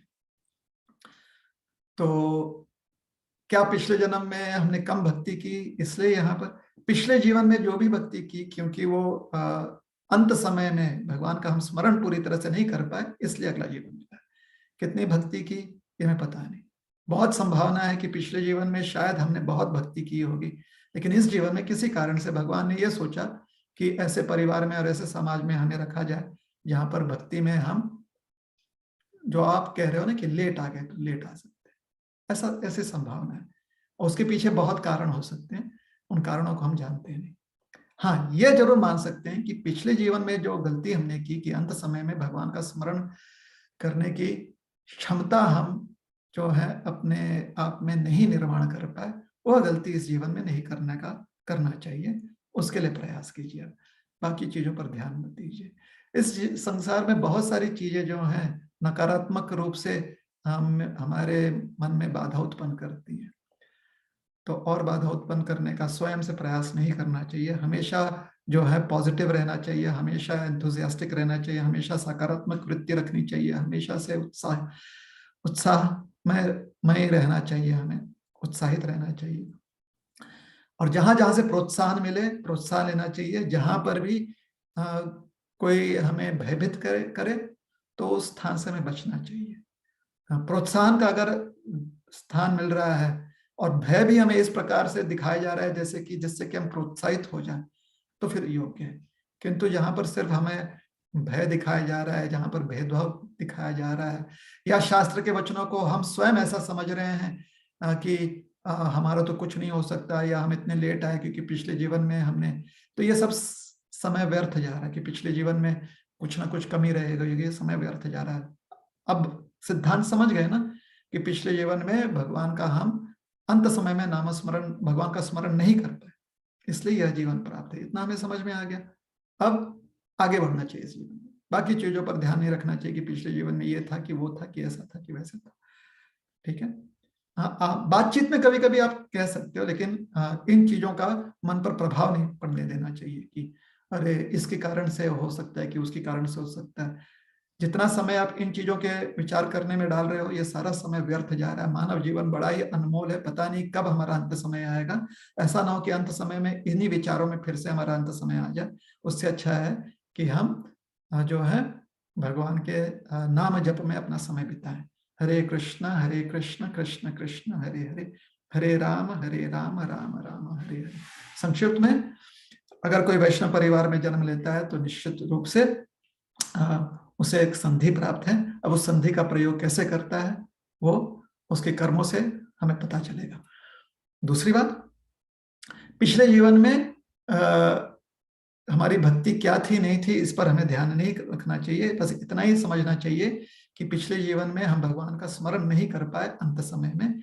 इस जीवन में हमें भगवान का स्मरण करना है अंत समय में। अंत समय कभी भी आ सकता है, इसलिए आज का समय, अभी का समय, और अगर आगे भी समय मिलता है इस जीवन काल में, तो पूरी तरह से हम कृष्णमय रहें, भगवान का स्मरण करते रहें। हरे कृष्ण। ठीक है जी प्रभु ji, thank you so much.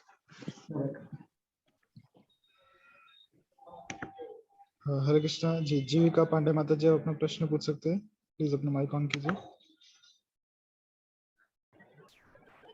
Hare Krishna sir जी, दंडवत प्रणाम। हरे कृष्ण। हरे कृष्णा। हाँ, तो ये मुझे प्रीवियस क्वेश्चन से ही रिलेटेड है मेरा भी क्वेश्चन। एक्चुअली मेरे एक फ्रेंड थे जो पिछले द्वादशी के दिन उनकी अचानक वर्कशॉप में डेथ हो गई। वो भी मेरे उम्र के ही हैं, बचपन से उन्होंने भी भक्ति की है, माला करते थे।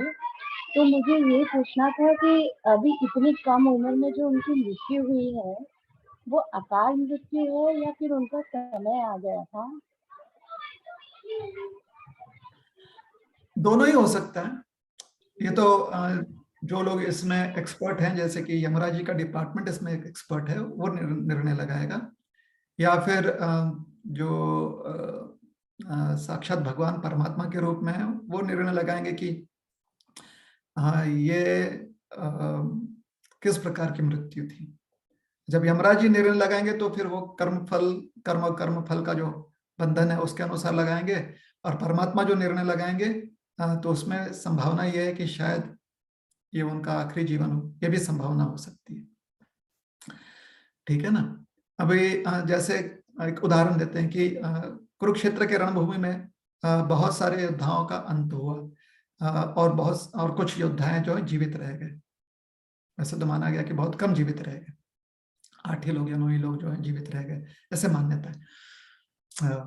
महाभारत भी ऐसे कहते हैं। तो जो रणभूमि में मारे गए मृत हुए, उनमें से कुछ लोग जो है कर्म फल के अनुसार जो है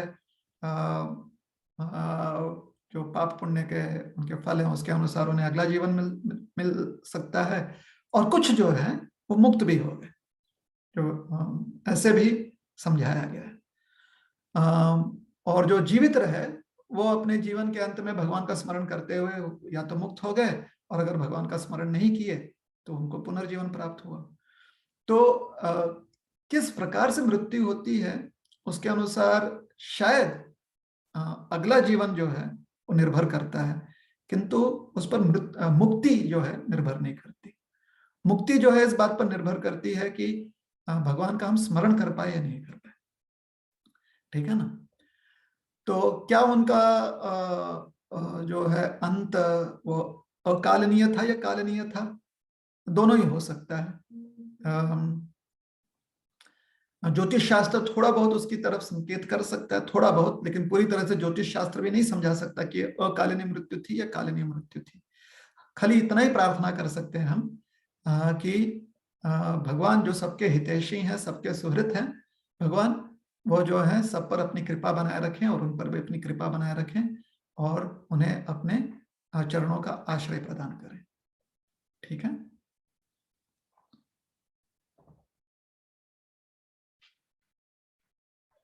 तो जी, जैसे वो उनके माता पिता के एक ही पुत्र थे, और उनके माता पिता भी भक्त हैं, उनकी भी दीक्षा ब्राह्मण दीक्षा हुई है।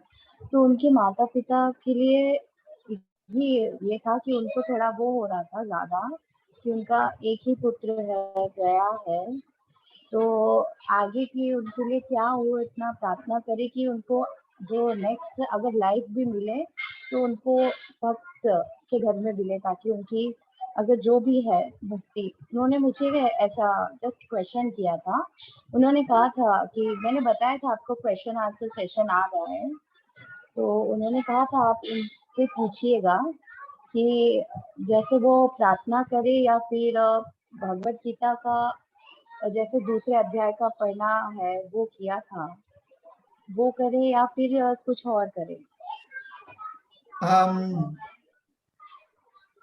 हम जो भी कर्म करते हैं वह कर्म तो उससे हमारे जीवन में जो है उसका प्रभाव तो पड़ता ही है, साथ ही साथ उसका फल जो है वो हम किसी को समर्पित कर सकते हैं, इतनी क्षमता हमारी होती है। कुछ कर्मों के कर्म फल हम समर्पित कर सकते हैं। तो अगर नहीं कहेंगे, उन्होंने जितना भी संस्कार दिया था उन्हें अपने संतान को, और उन्हें अपने संस्कारों में जो है विश्वास रखनी चाहिए कि उन्होंने जो संस्कार दिए वो अति योग्य संस्कार दिए, और उनके संस्कार जो हैं वो फलित जरूर होंगे। तो पहले ये बात की, इस बात पे श्रद्धा होनी चाहिए। दूसरी चीज, अगर वो ऐसा लगता है उन्हें कि उन्हें कुछ ऐसे शुभ कार्य करने चाहिए जिसका फल वो जो है अपने संतान को समर्पित कर सके, तो निश्चित रूप से वो कर सकते हैं। जो भी शुभ कार्य वो करना चाहते हैं वह कार्य जो है उनके जीवन में भी उससे लाभ मिलेगा, क्योंकि वो शुभ कार्य है, तो उन्हें भी उसका जो है कार्य करते समय उन्हें आनंद मिलेगा या उन्हें सुकून मिलेगा, शांति मिलेगी, और उस कार्य का फल जो है वो समर्पित कर सकते हैं अपने संतान को। ये संधि या यह जो है चांस नहीं कहेंगे, यह ऑप्शन सभी के पास है। ठीक है, तो पहले अपने संस्कारों में श्रद्धा रखें, जो भी संस्कार दिए हैं वो फलित जरूर होगा। और दूसरी बात, अगर कुछ शुभ काम करना चाहते हैं और उस कर्म फल को समर्पित करना चाहते हैं अपने संतान के प्रति, तो निश्चित रूप से कर सकें। जो भी उनकी इच्छा हो, जो भी उन्होंने सीखा है, समझा है, उसके अनुसार जो भी शुभ कार्य वो करना चाहते हैं वो कर सकते हैं। ठीक है। हाँ प्रभु जी, हरे कृष्णा, दंडवत प्रणाम प्रभु जी।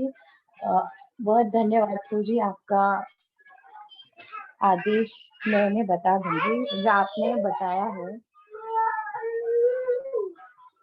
ठीक है।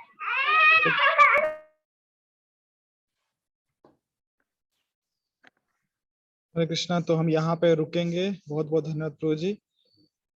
अभी समय आ गया है आज के अनाउंसमेंट्स का। देखो, 2 लोगों का हाथ उठा हुआ काफी समय से, उनका हम प्रश्न ले लेते हैं, क्योंकि वो उन्होंने रेस किया है सेशन में ना जी। तो उसके बाद उनसे करते हैं। शुभदीप प्रभु, अपना प्रश्न पूछ सकते हो।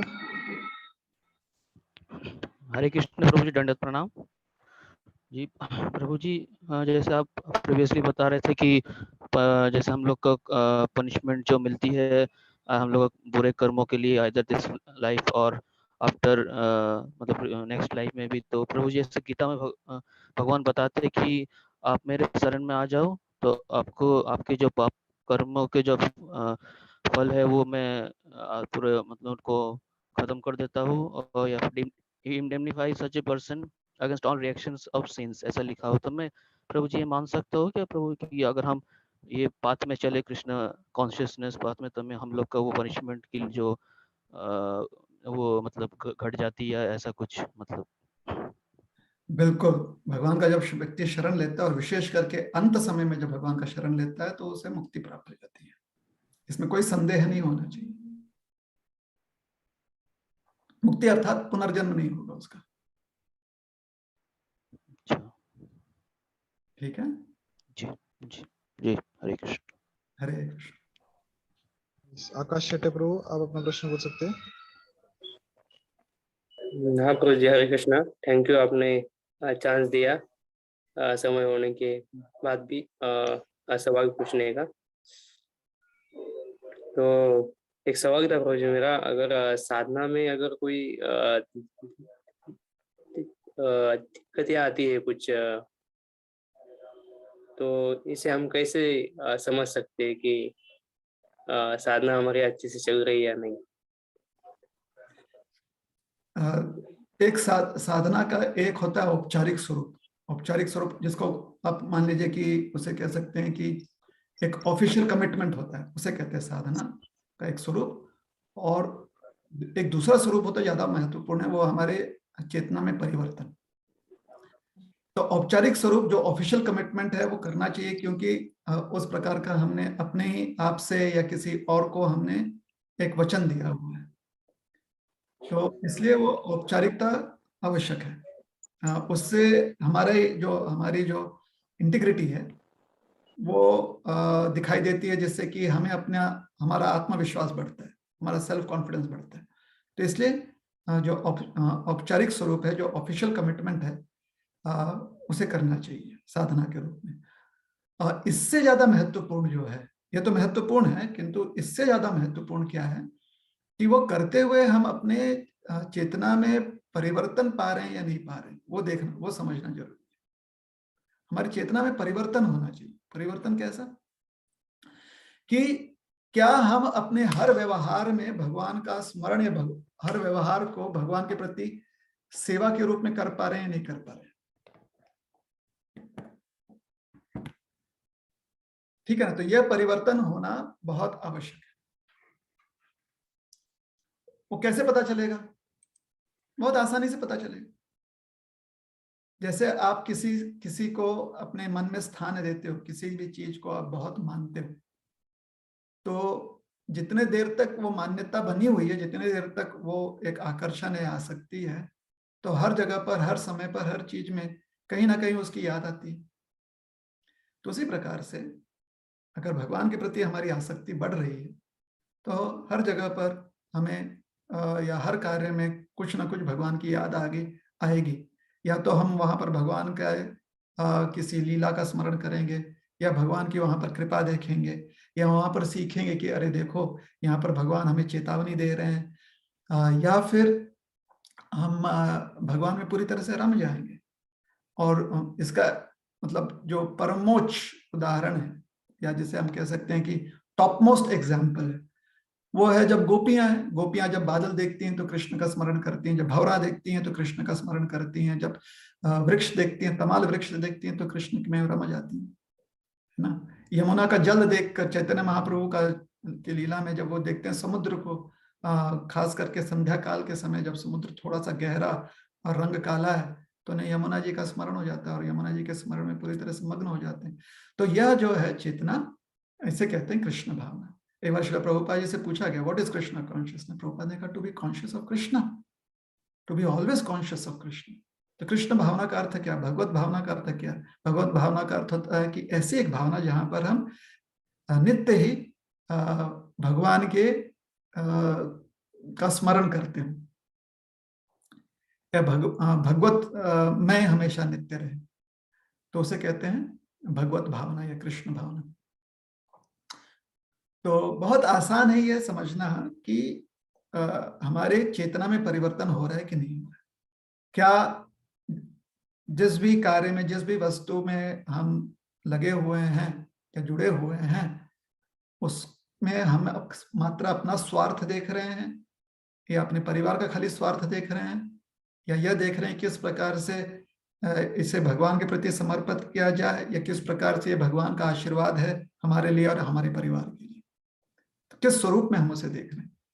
और हमारे पास 24 घंटे हैं, हर घंटे में 60 मिनट है, हर मिनट में 1 सेकंड है, हर सेकंड में नैनो सेकंड्स है ना। तो क्या हर क्षण इस प्रकार से हम जो है कृष्णमय हो रहे हैं या नहीं हो रहे, कल से अधिक हैं या पिछले साल से अधिक हैं या नहीं, इसके अनुसार हमें समझ में आ जाएगा कि हमारी चेतना में विकास हो रहा है कि नहीं हो रहा है। ठीक है। तो साधना का एक औपचारिक स्वरूप है, उससे हमारा आत्मविश्वास बढ़ता है, क्योंकि हमें लगता है कि हाँ, जो भी हमने वचन दिया है वो पूरा करने की हमें क्षमता है, मानसिक और शारीरिक दोनों। और उससे ज्यादा महत्वपूर्ण है हमारी चेतना में परिवर्तन होना। ठीक है।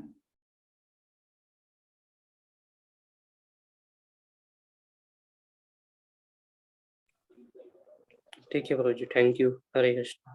हरे कृष्ण। हरे कृष्णा।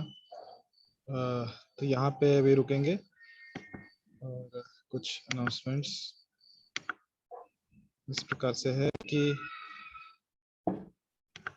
इस्कॉन औरंगाबाद की ऑनलाइन गतिविधियों को जानने के लिए आप हमें सोशल मीडिया पर फॉलो कर सकते हैं। इस्कॉन औरंगाबाद ऑफिशियल टैगलाइन है, इसका हैंडल है Facebook, YouTube, Instagram, Twitter, LinkedIn, Telegram. यहाँ पे आप फॉलो कर सकते हैं भगवद गीता के वीडियोस के लिए और अन्य जितने भी भागवतम क्लासेस होती है उसके डेली अपडेट्स के लिए। और प्रभु जी के भी फेसबुक, यूट्यूब और इंस्टाग्राम चैनल को फॉलो कर सकते हैं उनके लाइव लेक्चर्स अटेंड करने के लिए और उनके कोट्स और वीडियोस देखने के लिए, शॉर्ट क्लिप्स देखने के लिए। और अन्य किसी भी सहायता के लिए आप इस नंबर पर संपर्क कर सकते हो 8087032032। आप इसमें मैसेज भेज सकते हो और आपको एक लिंक आ जाएगी, लिंक पे क्लिक करके आप इस्कॉन औरंगाबाद ग्रुप में ऐड हो सकते हो, जहाँ पे आपको इस्कॉन औरंगाबाद की सभी गतिविधियों की इन्फॉर्मेशन मिलेगी और डेली भगवद गीता का श्लोक और भगवान जगन्नाथ जी के दर्शन भी आप उसका लाभ उठा सकते हो। तो यहाँ हम रुकेंगे और अगले महीने हम फिर मिलेंगे अन्य प्रश्नों के साथ। हरे कृष्णा, धन्यवाद प्रभु जी। हरे कृष्णा, धन्यवाद। श्रील प्रभुपाद की जय, गौर भक्त की जय। हरे कृष्ण। हरे कृष्ण।